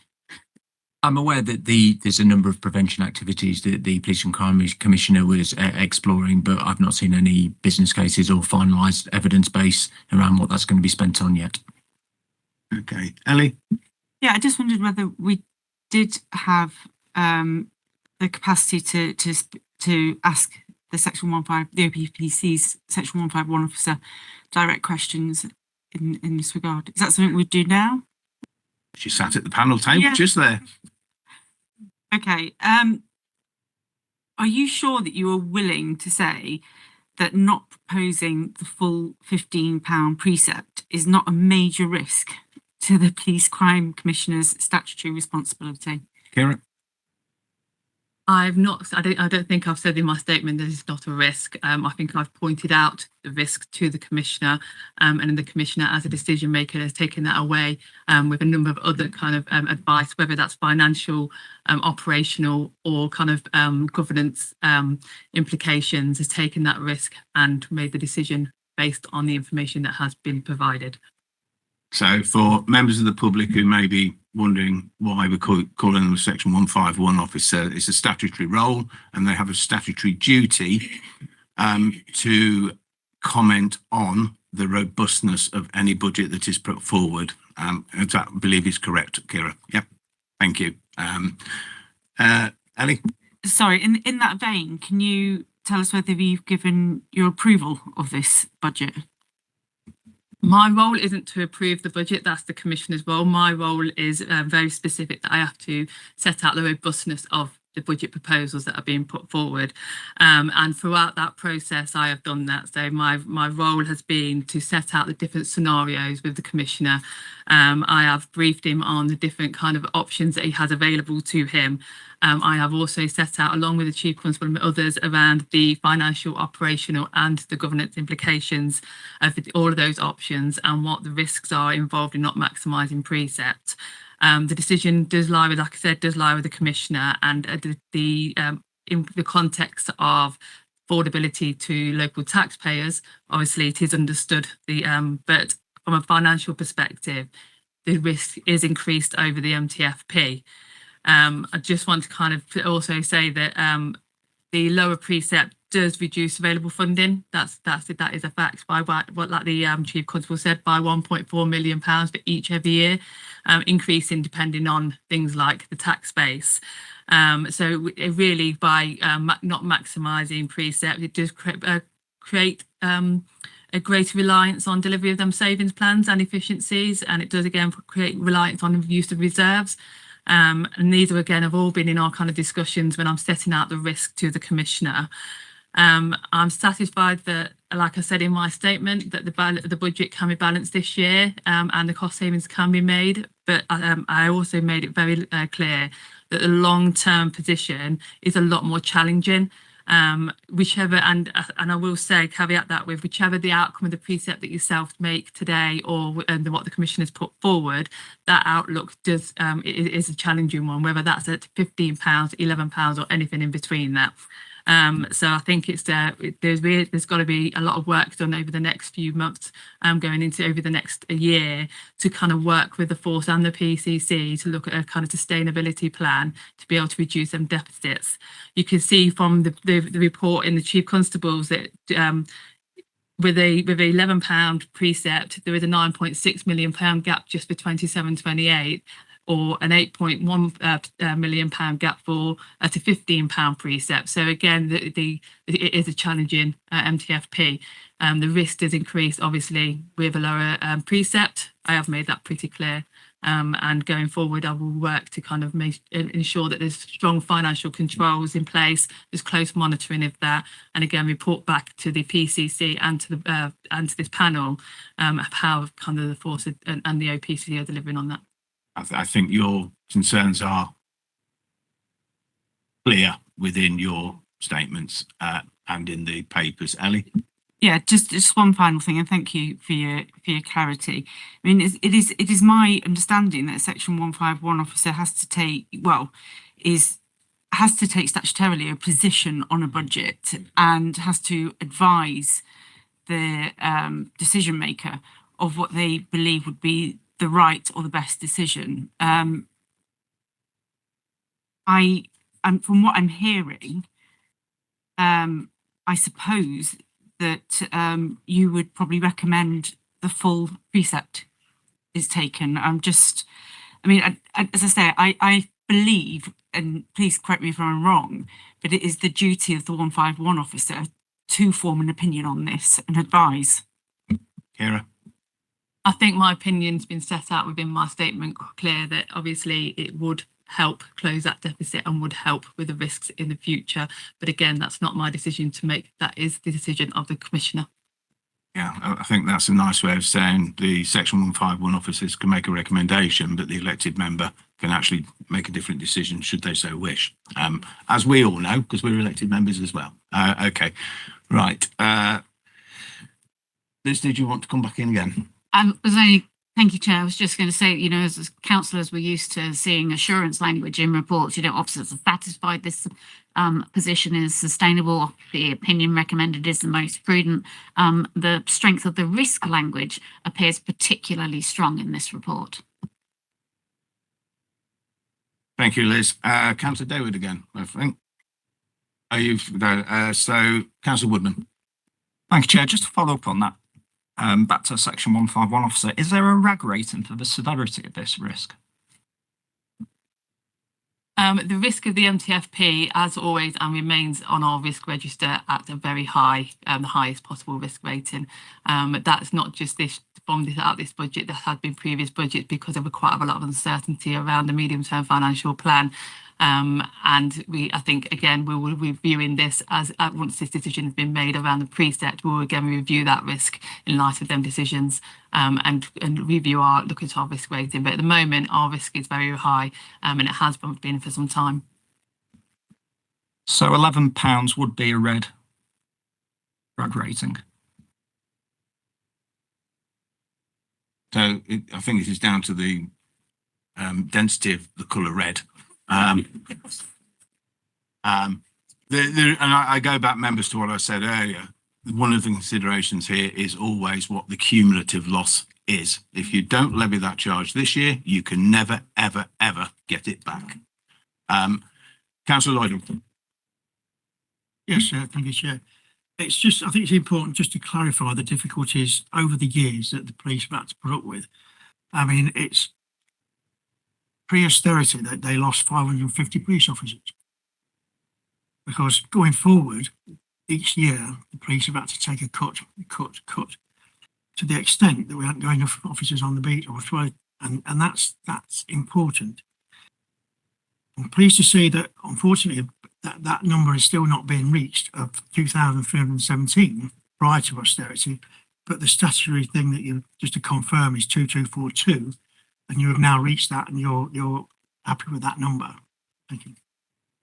I think there's a difference between being happy with the number. The reality is we've got 2,242. We don't have the same level of officers, police staff or PCSOs that we had in 2010.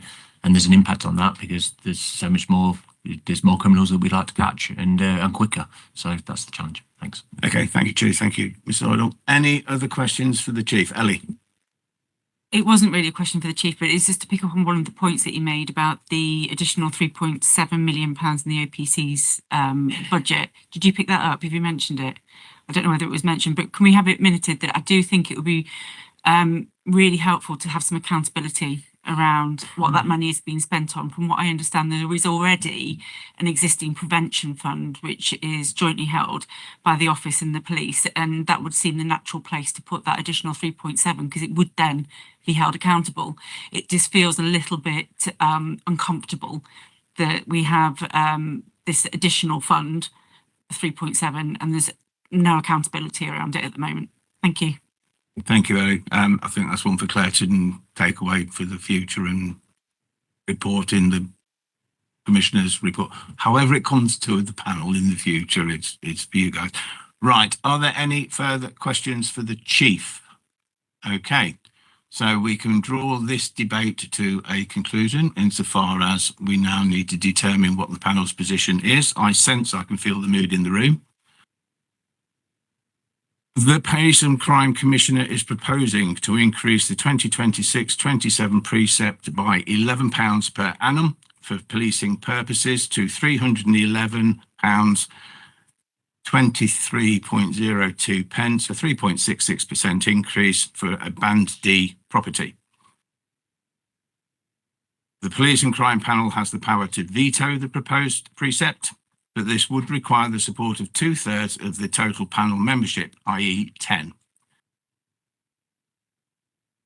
If the panel does decide to veto the precept, it must notify the Police and Crime Commissioner by the 8th of February, given the reasons. The Police and Crime Commissioner would then be required to notify the panel of his revised precept proposal by the 15th of February, where the panel's report indicates that they vetoed the precept because it was either A, too high, the revised precept must then be lower than the previously proposed precept, or too low, the revised precept must be higher than the previously proposed precept. The panel would need to then consider the revised precept by the 22nd of February. This would involve an additional meeting. The provisional date is already in your diaries. The panel then can then make comments and recommendations on the revised precept, but cannot veto the revised precept. Does everybody understand that? Good. Right. I would like to call for a recorded vote. I need 2 other members to support that position. Okay. Didn't need to stand. Yeah, didn't need to stand up for that one. So, do we have a proposer as to whether you support or don't support the proposed precept? Mr. Lloydell. I would propose, Chairman, that we don't accept the precept as it is at the moment. You're proposing to veto? To veto, yeah. Do we have a seconder?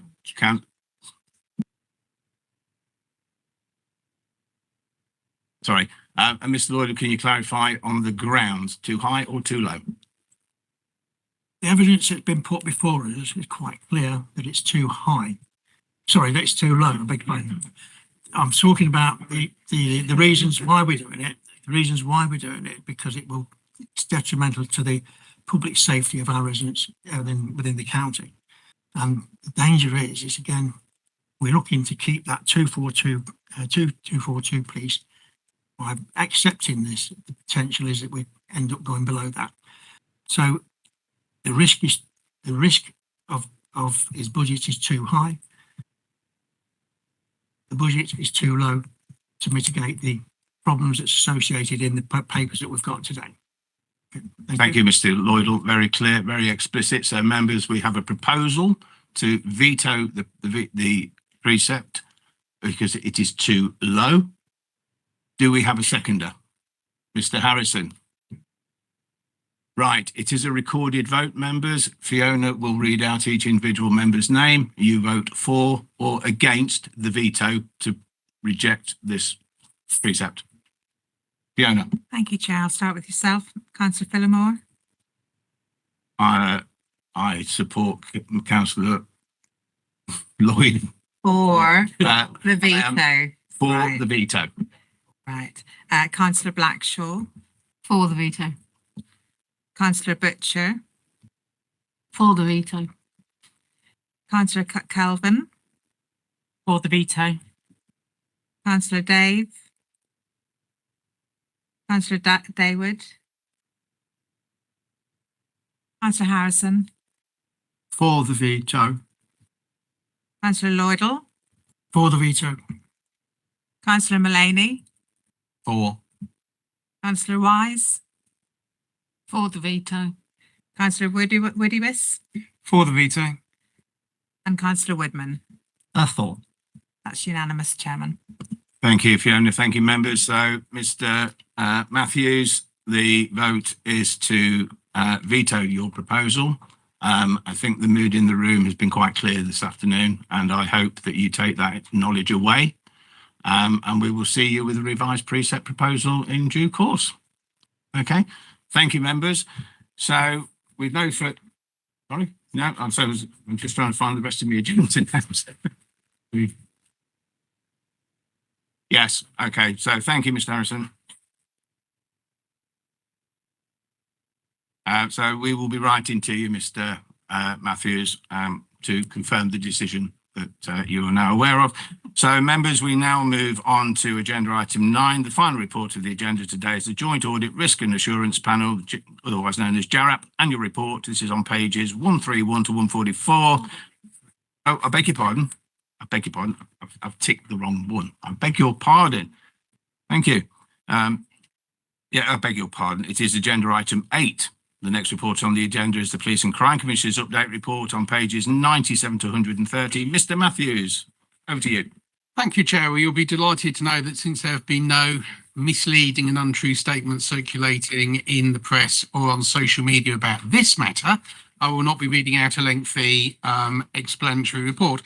I will instead say what I normally say when we get these update reports to this panel, which is that the report speaks for itself, that I put enormous stress on, pardon me, on my liaison with the public and with my community days and so forth. But I think this pretty much sets it all out in writing. Happy to answer any questions, Chair. Thank you. Thank you, Mr. Matthews. Any questions? Mr. Woodman. Thank you, Chair. Yeah, just point on page 117 about the LCJB. Notice this is being chaired by officers. Did you attend that meeting at all? Thank you, Chair. As I'm sure the panel will remember, we had a confirmation hearing for a gentleman who I was hoping would be chairing this panel as my assistant, one of my deputy police and crime commissioners, but through ill health, the gentleman had to stand down. So the search goes on, if I can put it that way. Did I attend this particular meeting? No, I did not. Obviously, I read the papers. Obviously, I had questions. Obviously, I voiced them and so on and so forth. Did I actually attend this meeting in person? No, Chair, I did not. Mr. Woodman. Thank you, Chair. I just did a bit of research. I noticed that all our neighbours, Nottinghamshire, Derbyshire, Lincolnshire, they all have PCCs chairing them. I think most, pretty much all, have PCCs chairing. I was just wondering why you chose not to. Mr. Matthews. Thank you, Chair. I'm sure the panel will remember that previously the LCJB in Leicestershire and Rutland was chaired by the Chief Constable for Leicestershire and Rutland for some time. When Mr Nixon left us, the chairmanship was up for grabs, if I may put it in such an informal way. As I say, I wanted to bring it back into the PCC. For reasons I've got into, that did not prove possible. We're still looking at what the best way forward for this is. I hope to be able to meet some sort of more permanent resolution shortly and to report that back to the panel in due course. Thank you. Thank you, Mr Matthews. Chief, I do believe you are very welcome to leave and get on with operational duties if you so wish. Ali? No, sorry, it was just a comment really. I do find it slightly offensive, Rupert, that you were calling into question the use of social media, where this panel and myself personally in other circumstances have called out your integrity on social media, and I just think that was completely uncalled for. And again, you know, like your introduction to your budget, found it a little bit rude and offensive. Okay. Chief, do you want to get off to our operation? No, I will do, but just to clarify for the public, I don't use social media and I've not done anything proactive before we've come here to the panel, because I thought it was important that we speak to the panel first. So thank you. And yes, if you're okay, we have got some questions. I think, yeah, and thank you very much for your time. And thank you. Mr Lloydell. Just a clarification, if I may, in this last pack about the chairmanship of this particular. No, Mr Nixon chaired it in the past, and then he's obviously gone. But you're saying that you're looking for an alternative to chair that meeting. Does that mean that you're going to look for another deputy police and crime commissioner? Is that what you're saying? Not necessarily, Chair. I'm trying to keep my options open at the moment. Could I ask then that we keep a close eye on that? We've just been talking about the budget and the costs and everything else. I think it's important that we kept informed as whether or not any extra expenditure is going to happen in the future. So I think we can certainly ask Dem Services to keep an eye on and perhaps put on an agenda item for a resolution at some point. Yeah, thank you. Yeah, noted. Thank you, Ms Lloyd. Anybody? Liz? Thank you, Chair. I noticed the meeting that Andrew referred to had a lot of information on domestic abuse and rape cases. It is something that this panel has been very keen to explore and to see if there are ways that the work on this can be improved. I also noted on paragraph 71 on page 113, the Commissioner sought assurance around the prevention work being done, the work undertaken in partnership with the BRN, whose definition now covers domestic abuse. This identified a significant risk if the government funding was de-invested, as this would present a negative impact, and rape would be an area that was significantly affected. Is this likely to be impacted by the cuts in the budget? I mean, are we at risk of brushing domestic abuse and rape cases under the table, for want of a better word? I do not want to sit around and see domestic abuse and rape minimised. Mr Matthews, you know the panel's view on this particular subject. Thank you, Chair. There's been no cut in the budget. I'm sorry to keep repeating myself, but I will repeat it until members of this panel and members of the public understand. There has been no cut in the budget. Thank you. Any other questions? Okay, so I believe we're just asked to note the report. Everybody happy? Okay, thank you. So now we can move on to agenda item 9. The final report, yay, of the end of today is the Joint Audit Risk and Assurance Panel, aka JARAP, annual report, pages 131 to 144 in your agenda pack. Mr Matthews. Thank you, Chair. Well, again, this isn't actually my report. It's come from JARAP. I think it's quite a full report. I think it says everything that needs to be said. If any members of the panel have questions, we will do our best to answer them. But as I say, just bear in mind, please, this isn't actually a report we wrote. Thank you. Thank you, Mr Matthews. Any questions?